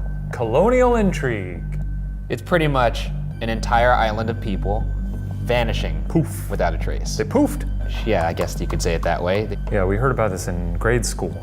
You learned about this in grade school? I went to a very grim grade school. That explains a lot. Let's get into it. On May 8th, 1587, approximately 120 settlers left England and sailed to Roanoke Island off the coast of what is now North Carolina, arriving sometime in July 1587. The governor of the new 1587 Roanoke settlement was John White, an explorer and artist. There were a few small attacks from local Native Americans within the first month, and the colonists reportedly desperately wanted John White to return to England and retrieve more supplies for them, such as food, tools, and more people. So on August 25th, 1587, just a month after arriving, White sailed back to England to gather supplies, leaving behind 115 colonists, 87 men, 17 women, and 11 children, including his own daughter, Eleanor White Dare, who had just given birth to a daughter, and White's granddaughter, Virginia Dare, the first baby born in North America to English parents. Whoa, that's cool. Yeah, and she's kind of like, at least the name Dare is kind of etched into all of our history. Like there's Dare County. Yeah, I'm familiar with that. It's such a pain in the ass to have to go back to England all the time. I've done things where I forget something at home when I go to work. I forget my laptop at home sometimes. I gotta drive back. Could you imagine if you went out on a voyage and you realize, fuck, forgot. Food. Well, looks like I'll hop back in the boat. See you in 3 years. It took 3 fucking years? Unfortunately, White's timing was poor. England was on the verge of going to war with Spain, which had a particularly strong armada, and he was unable to return to Roanoke for some time. It was not until August of 1590, 3 years later, that White would finally make his way back to the island. To his bewilderment, when White arrived, he found that the entire colony had vanished without a trace. The only clue left behind was the word Croatoan carved into a fence post and crow carved into a tree. If they had the foresight to write that clue, why not leave more clues? They didn't have like a fridge that they could put a little magnet and a note on. Well, Did they have quills? They obviously had a tree and fence posts that they could carve into. Why not carve a little map? They could have just added like a see you there. Something like that. Help them out. FYI went to Croatoan. Be back never. TTYL. See you soon. Your fam. Or not, because we're dead. If he's sailing back to England to get supplies, and they get surrounded by natives who say, hey, you're coming with us, and they go, oh, you think so? Let me grab my knife. Oh, we don't have the knives yet. Yes. I guess, where do you want us to go? What do you want? Oh, you want us to jump in the ocean? You got it. So you, I'm doing whatever they tell me. So you think they lined them up and walked themselves into the I think ocean? they said, get in a single file line, walk into the ocean. White then reportedly made 2 attempts to sail south about 50 miles to the nearby Croatoan Island, now known as Hatteras Island, to search for the colonists. However, according to White, both trips were foiled by storms, and he was forced to turn back each time. Because the boat White was using was privately owned, he was unable to try looking for a third time. He returned to Europe and moved to Ireland, where he passed away in 1593, never knowing what became of his family. What if they hated him? What? What if they just hated him? The entire colony hated him and decided we're just gonna bounce and leave without all of the supplies we needed? I mean, they seemed like they were doing fine. No, because they sent him to go get supplies. That was the purpose. Right, I'm saying that's their thing. Like, yeah, you better leave for 3 Oh, years. you're saying that they faked starvation? Yeah. You think they all were doing a bit? I think they were doing a bit. Good colonial razz. Just like, he's buying it, he's going to that other island. Oh my God. We got him. He left. They all came back out, had a little pig roast. The locals are in on it too. They're Yeah. all like snickering behind the bushes. We got him good. Look, he's sailing away. What an idiot. To this day, nobody knows for certain the fate of the lost colony of Roanoke. Even more chilling, despite 115 people disappearing, no bodies or signs of a mass grave have ever been found. Historians have theorized on the lost colony in the hundreds of years that have passed, and plenty of people online have pointed to supernatural causes. None have been able to provide conclusive evidence. That being said, let's jump into the theories. The first theory is that the settlers were murdered by a local Native American tribe. In fact, a previous attempt had been made by the English to colonize Roanoke Island years before, between 1585 and 1586. But they soon returned to England after attacks from some of the Native Americans they encountered, as well as a shortage of food. The governor of the first Roanoke Colony, Ralph Lane, was not known for his diplomacy with the Native Americans. Lane would actually go on to kill the king of the local tribe, Wengina, in an attempt to prevent the natives from rising up against the colonists. Not the best diplomat. No. Not great negotiation there. I think this guy was just a little bit of a situation where it's sour grapes. He came, he thought he was gonna be welcomed because he's like this English lord. Yeah. And when someone doesn't bend the knee, he gets a little pissed off. Mm-hmm. If I'm a native and I got people, trampling around, and I'm saying, hey, you guys maybe get out of here. Yeah, I'm getting kind of sick of this. You're bumming me out. Also, you don't own this fucking land. Maybe you could leave. And they're like, no, we're waiting for our friend. He's gonna bring us blankets. I'd be like, all right, let's kill these dudes. I kill them. I wanted them out of there in the first place. So yeah, I'm gonna take a little broom and a dustpan, mop up their bones, throw them in the ocean. This prompted Sir Francis Drake to come rescue the colonists and bring them back to England. As you know, a different set of English colonists would return about a year later, in 1587, and vanish. Though, as mentioned before, no mass graves or any large-scale number of bodies have ever been found that might support the idea that over 100 people had been murdered. So there was an attack the month before he left. Yes. I mean, I think we're done here, right? Why do you think we're done here? There's no... There's a lot of animosity there. Yeah, but there's no evidence of that this ever went down. Where do you want the evidence to be? It can be anywhere. You got a big, wide open wilderness there. You can stuff bones anywhere. I'm sure they've excavated it. They've looked for it. They've excavated the whole... It's an island. It's not like it's big. They could have moved him off the island.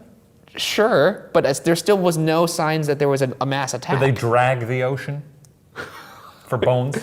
I guess not. Also, it's not like there's forensics teams back then. Yeah, I guess they're not like, we've combed the island. I guess no one's out there. The year is 1600. We're out there dusting for prints. We combed it as best as we could. We looked. I got on top of a large hill and did this. Didn't see bones. They vanished. The second theory is that the English settlers joined a nearby friendly Native American tribe and assimilated. One possible Native American ambassador was a man named Manteo, who traveled to England in 1584, but also made a second year-long trip after that between the two Roanoke expeditions. In fact, he sailed back to Roanoke with John White and the new colonists in 1587, spending months together on the journey across the Atlantic. Furthermore, after Manteo was baptized upon his return to Roanoke, John White declared Manteo to be the chief of the Roanoke and Croatoan tribes, whom the English called the Croatan. This guy on the way back to the island is just You will be chief. I say so. I'm a white man. Yeah, well, if John says so, then let's set it up. There's your crown, there's your chair. What a piece of shit. However, Manteo was only from the Croatan tribe, not the Roanoke tribe. He could not control them, and so he ended up going back to Croatoan Island with his people, possibly returning at some point to Roanoke to take the colonists with him to Croatoan Island. In 1888, 54 Croatan Native Americans petitioned Congress for aid, describing themselves as a remnant of White's lost colony. A few months later, the directors of the Ethnological Bureau responded writing, quote, It was thought that traces of white blood could be discovered among the Indians, some among they having gray eyes. It is probable that the greater number of the colonists were killed, but it was quite in keeping with Indian usages that a greater or less number, especially women and children, should have been made captive and subsequently incorporated into the tribe, end quote. In 2015, archaeologists found a series of objects of European origin on Hatteras Island, where the Croatan tribe resided. This included broken bowls from England, the hilt of an iron rapier sword, and a writing tablet made of slate that may have still had the letter M printed on it, and aglets. The sword is of a type used in England in the 16th century, and the hilt of it would have belonged to an Englishman of high standing. The writing tablet would have been used by educated upper-class Europeans. Aglets are small copper tubes used before the 17th century to secure wool fibers. Therefore, these findings would seem to point to the presence of colonists of roughly the same time period and class as the people of Roanoke. However, most of the European finds on Hatteras Island were among other objects that date back to the 17th century, about 100 years after the disappearance of the Roanoke Colony. Last but not least, this theory could explain the carving Croatoan that the settlers left behind, perhaps as a clue to their whereabouts. So John White didn't look for them on this new island. He tried to, but then the storm. He failed. So they could have chilled there for a while, and then eventually were like, well, hey, I heard other people are moving in over, a couple states over. I guess. Near Philly. We're gonna go check that out. Get Possibly. some cheese steaks. Which brings us to our third theory, that the lost colonists didn't move to Croatoan, but instead moved inland. If you'll recall, John White, the governor of Roanoke, was also an artist. He was also part of the original failed Roanoke expedition, and between 1585 and 1593, he created a detailed watercolor map titled, quote, La Virginie Parse, end quote, that shows the North Carolina coast and includes both Roanoke and Croatoan Island, which are colored red. The cartography of the map is thought to be extremely accurate, described by museum experts as, quote, the most careful, detailed piece of cartography for any part of North America to be made in the 16th century, end quote. And when compared to modern satellite imagery of the same area, the only differences in the map are the naturally changing shapes of the coastline. Yeah, this guy wasn't looking at Google Earth. He was like, I don't know how you even do that. I guess I'm not. How do you do it? I don't know anything about cartography. I'm You not a don't. cartographer. You absolutely Neither do do you. Well, So, yeah. I think if you told me to make a map of Hollywood right now, I would have a hard time doing it. Sometimes, if I'm figuring out how I want to rearrange furniture, I'll make a little map of my room. And then you're like, oh, I didn't even include the closet. I forgot there's a closet here. I can't even map my apartment. Wait, you've never done that? You make maps of your room? I think if we had a map off, I would win. I'd be devastated. At a glance, this seemed like nothing more than a map, but upon closer inspection, this map was revealed to perhaps hide secrets that seemed straight out of the film National Treasure. I was gonna say. I knew you would like a Nick Cage reference. It's one of Nick Cage's best performances. It stinks. The Declaration of Independence. In 2012, a nonprofit organization called the First Colony Foundation requested that the British Museum re-examine 2 small patches on the map. Using patches to cover mistakes or damage was a common technique in 16th century map making, because maps took so much time and work to create that starting over wasn't a viable option. Using X-ray spectroscopy, infrared light, and other imaging techniques, the British Museum was able to determine that the smaller patch was covering a 4-pointed star, outlined in blue and filled in with red. According to the British Museum's report, quote, while the detailed interpretation of this symbol is beyond the scope of the study and is best left to experts in the field, it seems certain to represent a fort or fortification, end quote. In other words, the star may show the location of a fort inland from Roanoke Island on the western side of Albemarle Sound, where the colonists could have resettled. He covered it up, and they found it by using light. And I'll demonstrate this. I actually prepared this for you. This is the map, right? Yeah, I know how light works. Yeah, that's the map. Yeah, you put a light Yeah, underneath. look how dope this is. Just a little map, then I you know can see the what star. light looks It's like so when cool. you shine it through a piece of paper. But I'm just saying, it's freaking awesome. You didn't prepare enough to put a star on there? There's a, Oh, I actually couldn't see it. There you go. Now you can see the star. no. It's pretty good, It's right? good. Good work. Further adding to the mystery, when examined closely, it was discovered that there are actually light markings of this possible fort on top of the patch as well. The British Museum's report posits the markings faded over time, but it also proposes, quote, one other possible, if rather romantic explanation is that these lines could reflect the use of an invisible ink, an ink that would only be revealed when treated in some way, usually by applying heat, end quote. As demonstrated in the film National Treasure, these invisible markings could be accomplished by using milk or lemon juice. Great. I'm on board. I will say this. What?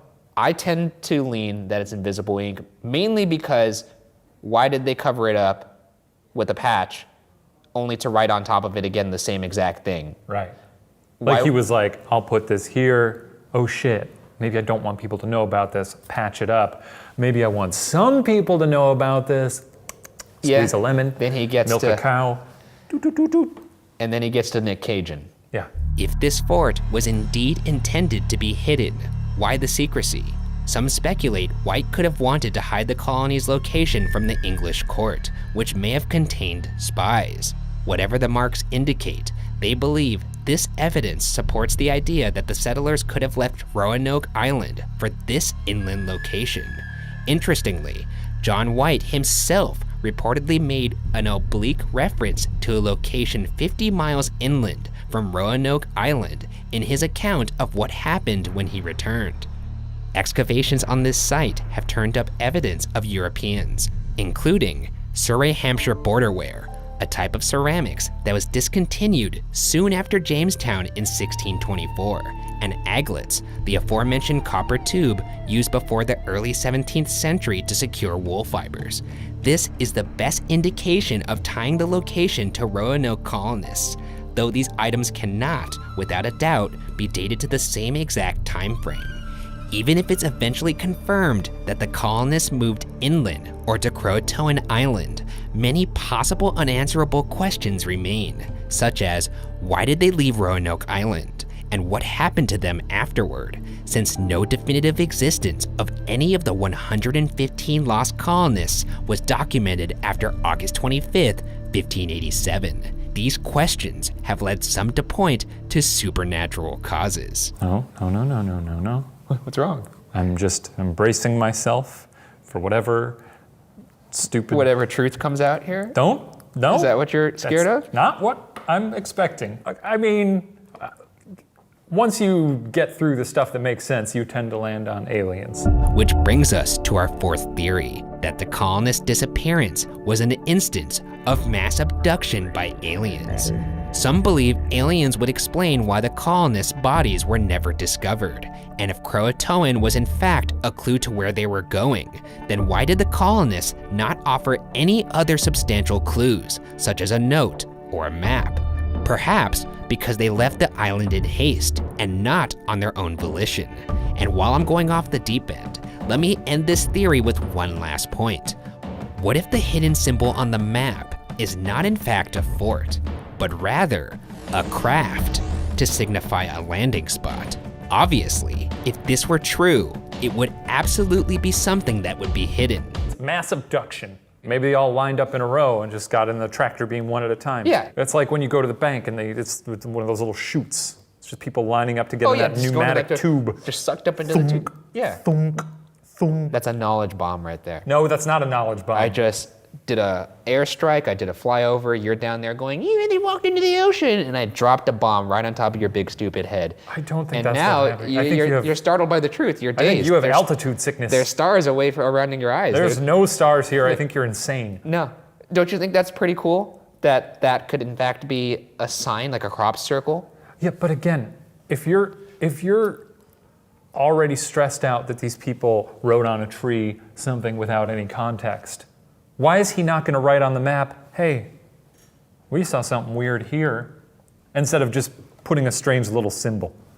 Because maybe they assimilated with the alien culture and it's much better there. Nope. They're on the prairies and fields of alien landscape, eating little alien berries, eating alien popcorn with half alien kids and half human. You're hearing yourself saying these things right now. You're committing to this. This is what you want to be known as. Shockingly, aliens is not the most outlandish theory. Wait, hang on. It didn't even occur. I didn't even hear the words that you were saying when you said brings us to our next theory, because I thought that was as dumb as it was gonna get. I told you, you have no idea where this is going. And with that, we have our fifth theory, that the lost colony of Roanoke disappeared due to a zombie plague.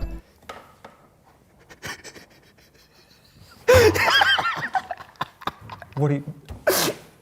Let me hear me out. I got some stuff here. Read it. A researcher named Andre Freeman from the Zombie Research Society believes zombies would explain the swift disappearance. Quote, a sudden undead plague sweeping through the unprepared colony would quickly become a horrific, violent feast, leaving not a single man, woman, or child alive. End quote. Roanoke was, after all, an island, so it would conceivably contain the infection to the confines of the shoreline. Before you tune out, Harvard archaeologist Lawrence Steger claims he actually discovered evidence that would suggest mass cannibalism on Roanoke. Granted, Roanoke was experiencing the most extreme drought in the area in 800 years. So some would say this evidence points to the fact that colonists turned to plain old cannibalism rather than the Walking Dead. You think that's maybe more likely? Maybe. What if this is the only case of zombies ever, and because it was on an island, it was contained, so therefore it would never happen again? What if it's not? There's nothing. There was that bath salts thing where someone thought that guy was a zombie. He was alive. Yeah, he had a beating heart. Yeah, they were popping him with bullets, and he was just like taking them. Because he was on drugs, He was getting peppered. He was like, feed me more bullets, yeah. In the end, the mystery of Roanoke continues to baffle. Did they simply relocate, perhaps joining a neighboring tribe? Were they killed due to tensions with the locals? Or does the answer lie beyond our comprehension? The true fate of the legendary lost colony of Roanoke remains unsolved. This week on BuzzFeed Unsolved, we investigate the Roswell incident, either the biggest UFO cover-up of all time, or just the biggest misunderstanding of all time. Either way, 70 years later, we're still debating about it. This is the holy grail of alien stories, in my opinion. Yeah, it's a buzzword. You hear it all the time. Yeah. I don't know all the gritty details. Desert, government, aliens, etc. All right, let's get into it. Spin a yarn, Tommy Bahama. The year is 1947. A year that saw an unusually large wave of reported UFO sightings. In the last 6 months of 1947 alone, there were over 300 claims of UFO sightings. Among these is the infamous Roswell incident. Skeptics and believers alike can agree on one thing. Something crashed in the fields of Foster Ranch, located just northwest of Roswell, New Mexico. Whether that something is something extraordinary or mundane remains highly debated. You're clearly on the skeptic side here already going in, right? That's a dumbass question. Of course you are. You're fucking Shane. All right. Don't try to paint me as a... I'll paint you however I want. Don't you... What? I'll paint the hell out of you however I want. You paint me in your free time? Yeah. They're good. Oh, Jesus. You want to see them? Never. Let's go through the official timeline, as played out in the media and through official reports from the US Air Force. Sometime before June 14th, a crash occurred on Foster Ranch. On July 4th, a local rancher named Mac Brazel visits the crash site to pick up some of the debris. On July 7th, Mac Brazel decides to take some of the debris to local sheriff George Wilcox. Wilcox then contacts Colonel Butch Blanchard at the nearby military base, the Roswell Army Airfield.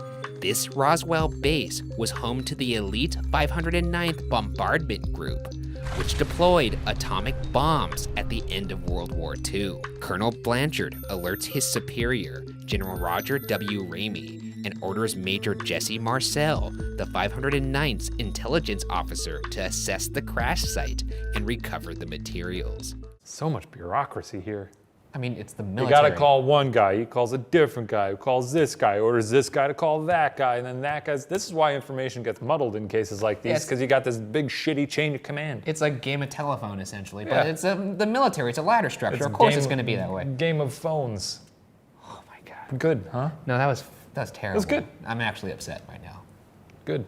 Colonel Blanchard is briefed by Intelligence Officer Marcel on his crash site visit, and on the morning of July 8th, consequently orders Public Information Officer Lieutenant Walter Hott to issue a press release stating that they believe they have a, quote, flying saucer, end quote, in their possession.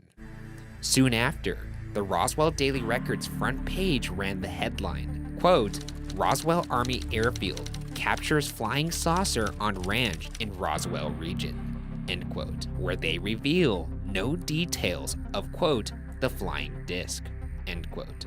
That same day, the Air Force strangely changes their story.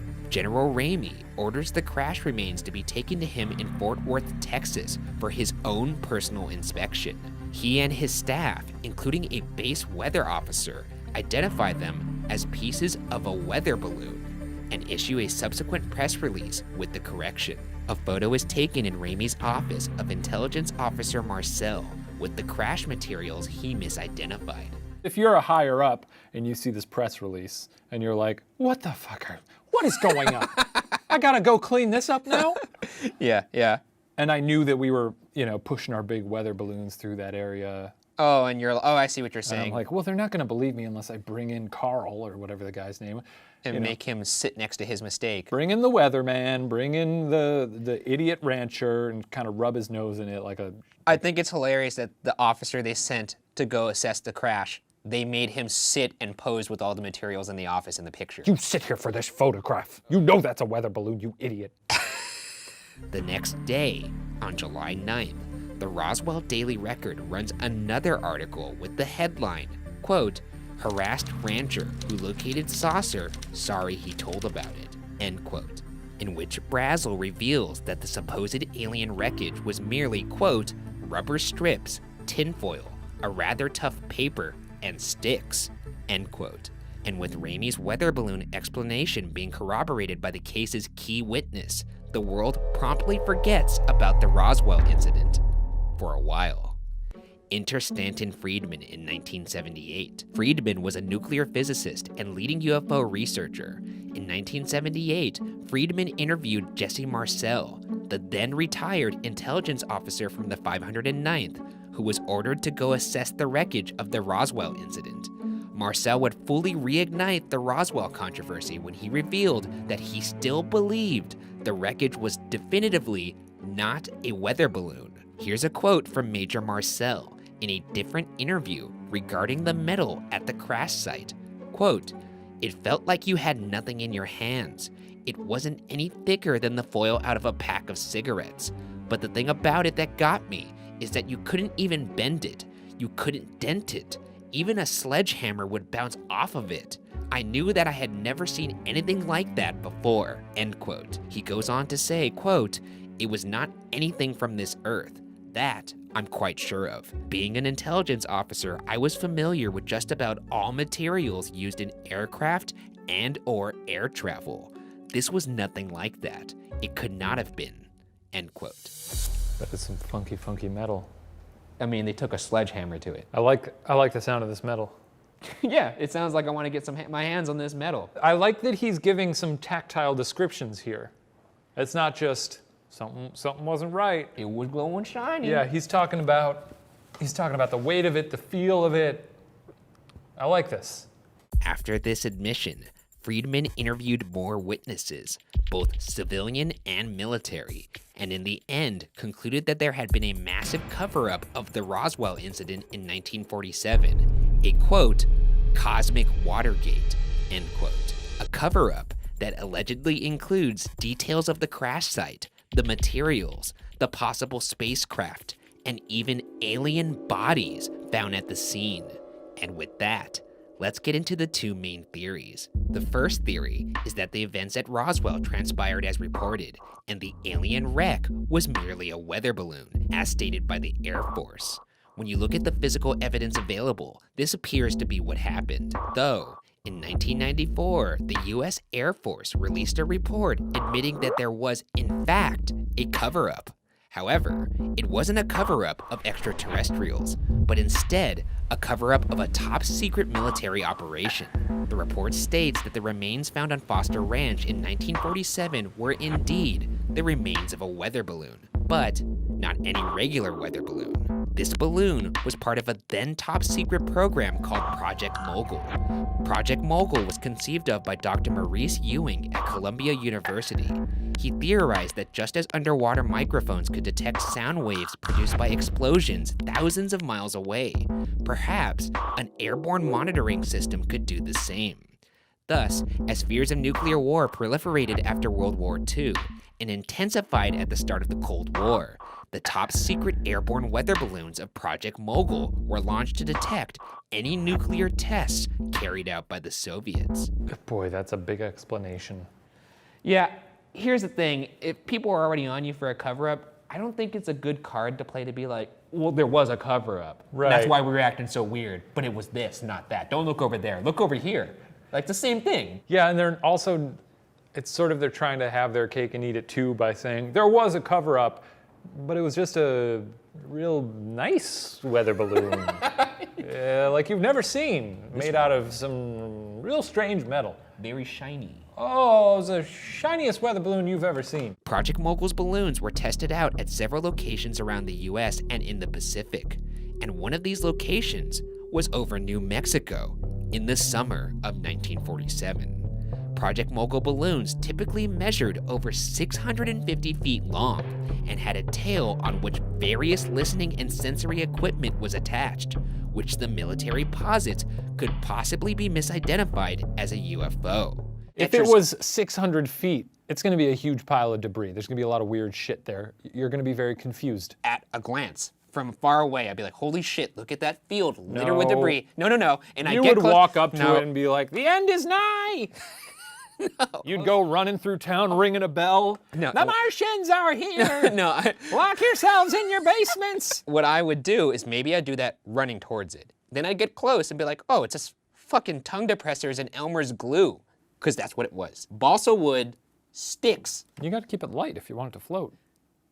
That's not alien materials, is what I'm getting at. I would obviously get close and be like, oh, this is just human shit. In February of 1994, the General Accounting Office of the U.S. Congress initiated an audit at the request of New Mexico Congressman Steve Schiff, a UFO skeptic, to locate all government records relating to the Roswell incident and determine if these records were handled properly. The report was published by the U.S. Air Force in 1995, titled, quote, The Roswell Report, Fact versus Fiction in the New Mexico Desert, end quote. The findings of the audit supported the theory that the debris found in 1947 was from a balloon used in Project Mogul, and found no evidence that aliens or alien spacecraft were involved. The report concludes that Marcel and Blanchard's original flying saucer press release was in part an overreaction, and in part due to the fact that flying saucer was a new term that didn't yet have a clear meaning. Bullshit. Well, that's fair.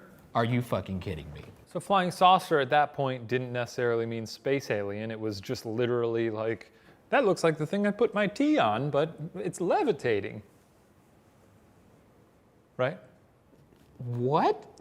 You're gonna say that they didn't know what they meant when they said flying saucer? I mean, it hasn't always been in like the national lexicon. There weren't people in ancient Rome saying, flying saucer. In 1997, the Air Force released another report titled, quote, The Roswell Report, Case Closed, end quote, in which they offered this possible explanation for claims to alien bodies found at the crash site. In the mid-1950s, the military tested the effects of parachute jumping on humans by dropping human-like dummies over New Mexico. The dummies had latex or plastic skin and could be mistaken for alien bodies by witnesses at the Roswell crash.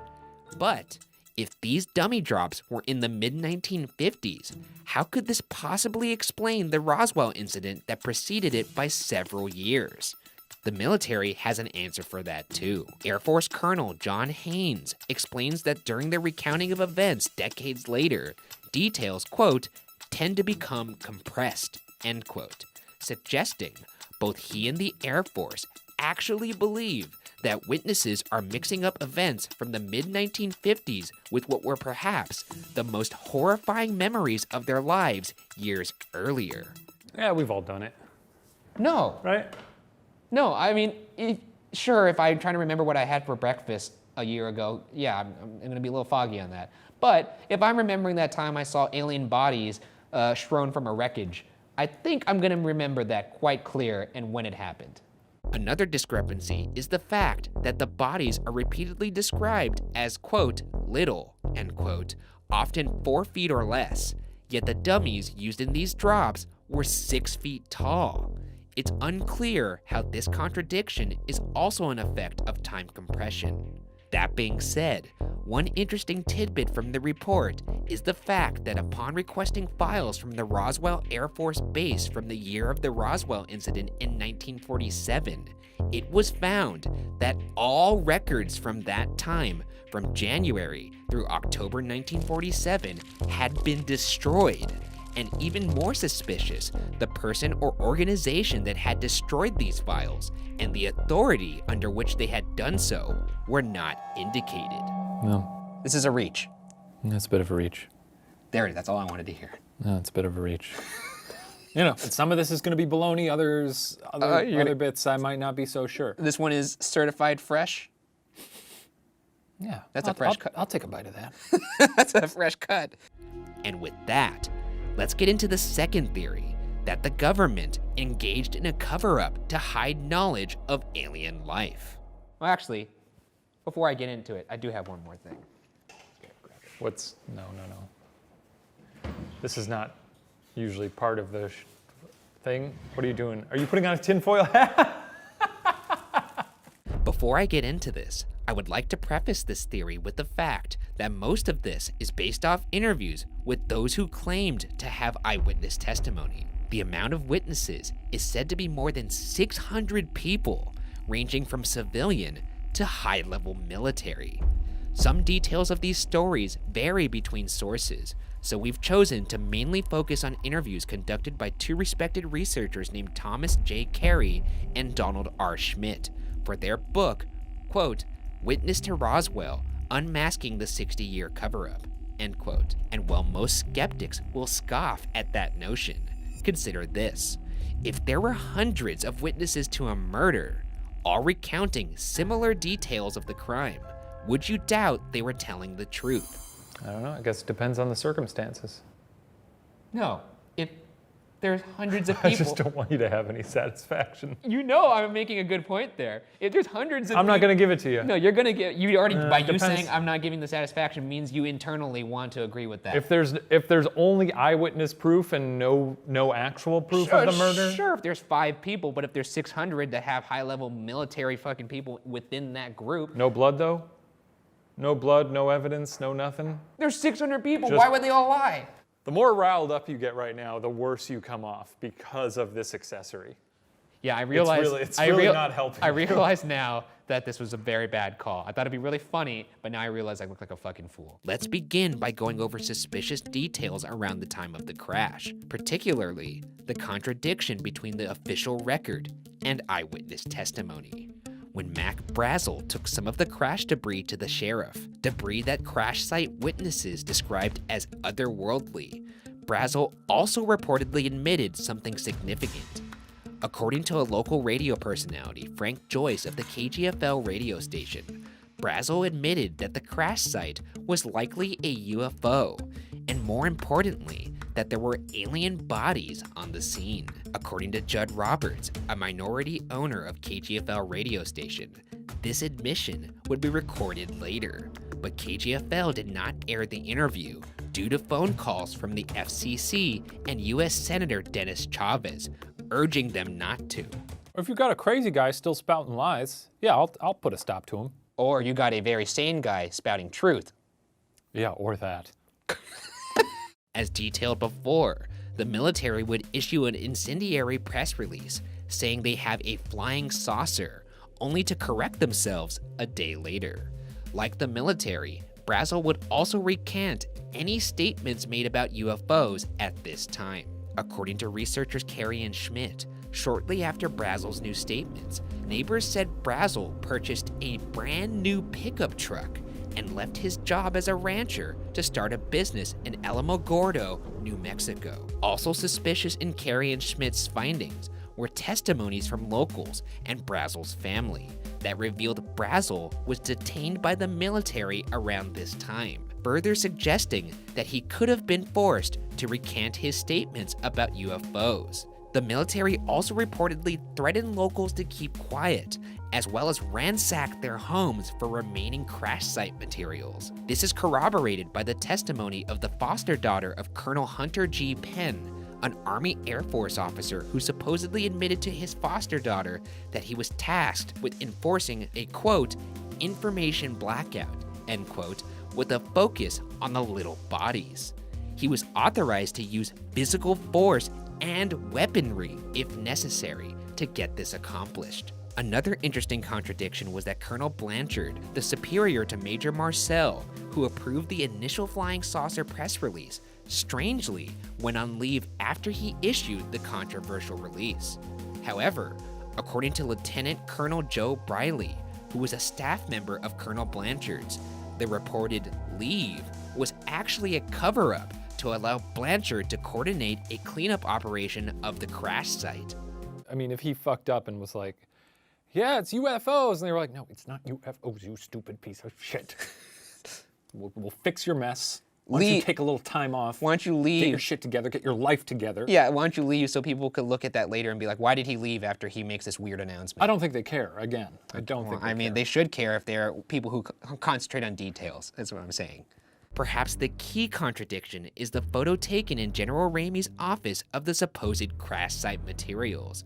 A sealed statement, apparently written by Roswell Army Airfield's Public Information Officer Lieutenant Walter G. Hott, which was only to be opened after his death, claimed the photo taken in Ramey's office was a hoax. Hott wrote that the actual crash materials were substituted with weather balloon materials and then photographed with Marcel, a fact that upset Marcel. Just to hammer home the possibility of a cover-up, a man named Ben Games was a personal pilot to then Major General Lawrence C. Craigie, the chief of the engineering division at Wright Field, the Air Force Base commonly thought to be where the UFO and aliens were transported and housed.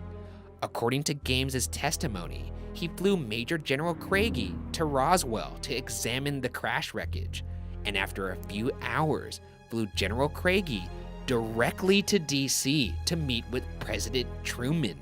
A few months later, Craigie assumed the position of Air Force Chief Director of R&D, and perhaps, influenced by what he saw at Roswell, founded Project Sign, the first official investigation of UFOs by the US Air Force. You know, maybe he got there and said, this is obviously a weather balloon. A UFO wouldn't do this. It's not what UFOs are like. And they were like, oh, this guy knows a lot about what UFOs aren't. No. Yeah. No, you don't. This guy's got a good eye for what isn't a UFO. So you're saying they send someone out in the ocean and be like, oh man, I didn't find Godzilla out here. We should start a program about finding out about Godzilla. I mean, clearly he's got a good eye for detecting what's not bullshit. Now that we've established the cover-up and timeline, let's quickly go over some of the controversial and fascinating details of this theory, starting with the reported alien bodies at the scene.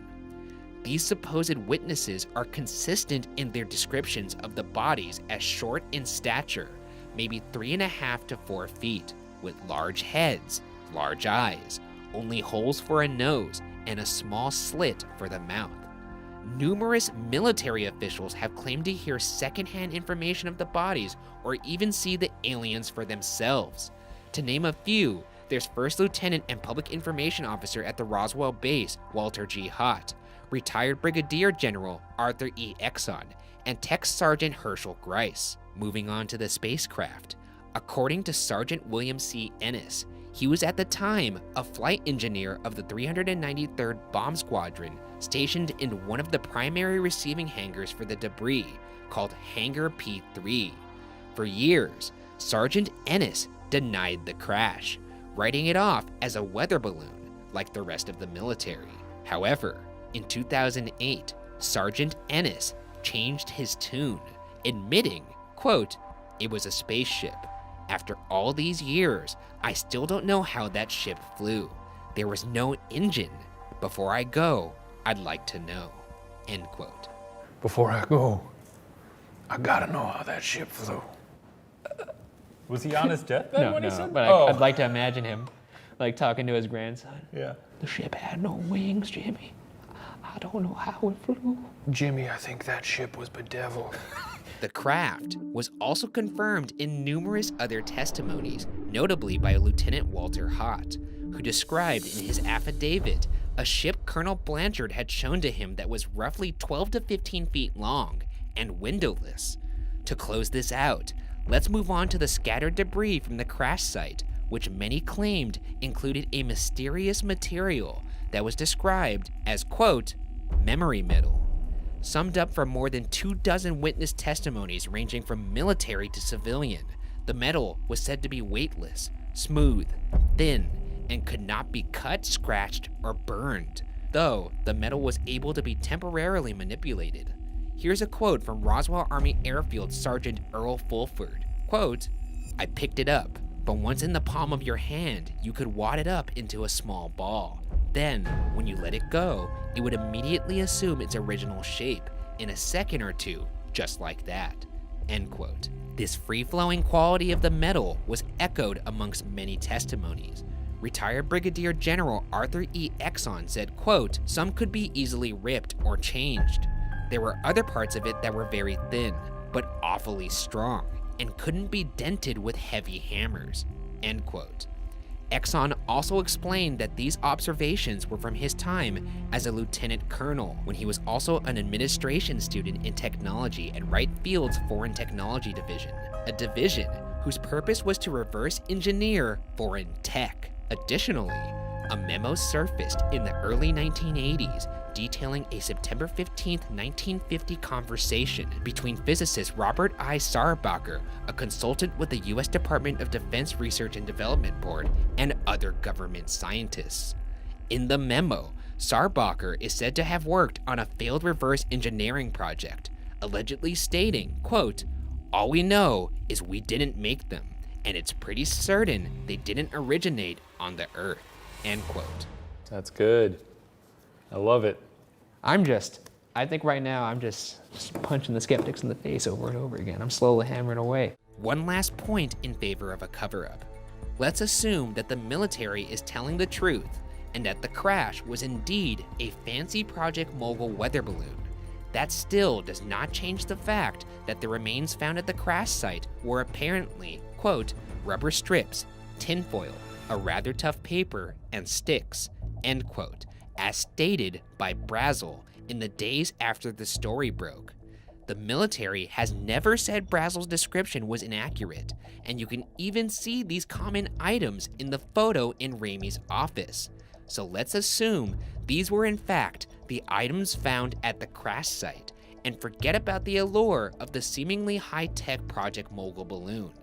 With that in mind, let's return to Major Jesse Marcel, the intelligence officer tasked with evaluating the crash site. Marcel pointed out he was well versed in, quote, all materials used in aircraft and or air travel, end quote, and was also a graduate from the Army's Air Force Training Command in radar technology. How could this man mistake rubber strips and tinfoil for parts of an alien spaceship? Perhaps the answer lies in a quote from Marcel himself. Quote, all I could do is keep my mouth shut, and General Ramey was the one who told the newsman what it was, and to forget about it. It was nothing more than a weather observation balloon. Of course, we both knew differently, end quote. First off, I'd like to toot my own horn a little bit here, and I'm gonna take this hat off now. I did say that this would be the most compelling case I've ever made, and that you, for once, may believe what I'm saying is true. Is that not correct? You did say that. But you don't. It is the most compelling case you've ever made, but also you're at an advantage here because I already believe in extraterrestrials and would not rule out that they have been to Earth. If that's your total satisfaction, if that's what, then great, you've done it, Ryan. You've convinced me on a case that I was already, pretty lenient on. Yeah. Well, even though that's dripping with sarcasm and is definitely not genuine, I'll take it. Score 1 for the Bugaras. Case closed. Leave my house. Town dunce. Town dunce? Yeah. Because I now believe the things that you believe? Oh, shit! Is that where? All right, you say so. In the end, no physical evidence of extraterrestrials or their tech has ever been found. In fact, 2 archaeological digs took place on Foster Ranch in search of physical evidence and found nothing. Only proof that there was indeed a crash. It's easy to see both sides. Skeptics wonder how it's possible that the military could have been so absolute in their cleanup and subsequent cover-up. Believers wonder how it's possible that there could be such consistent testimony among hundreds of witnesses down to small details of something that apparently never happened. One thing is for sure, what truly transpired near the sleepy town of Roswell, New Mexico will keep people debating, but for now, the answer will remain unsolved.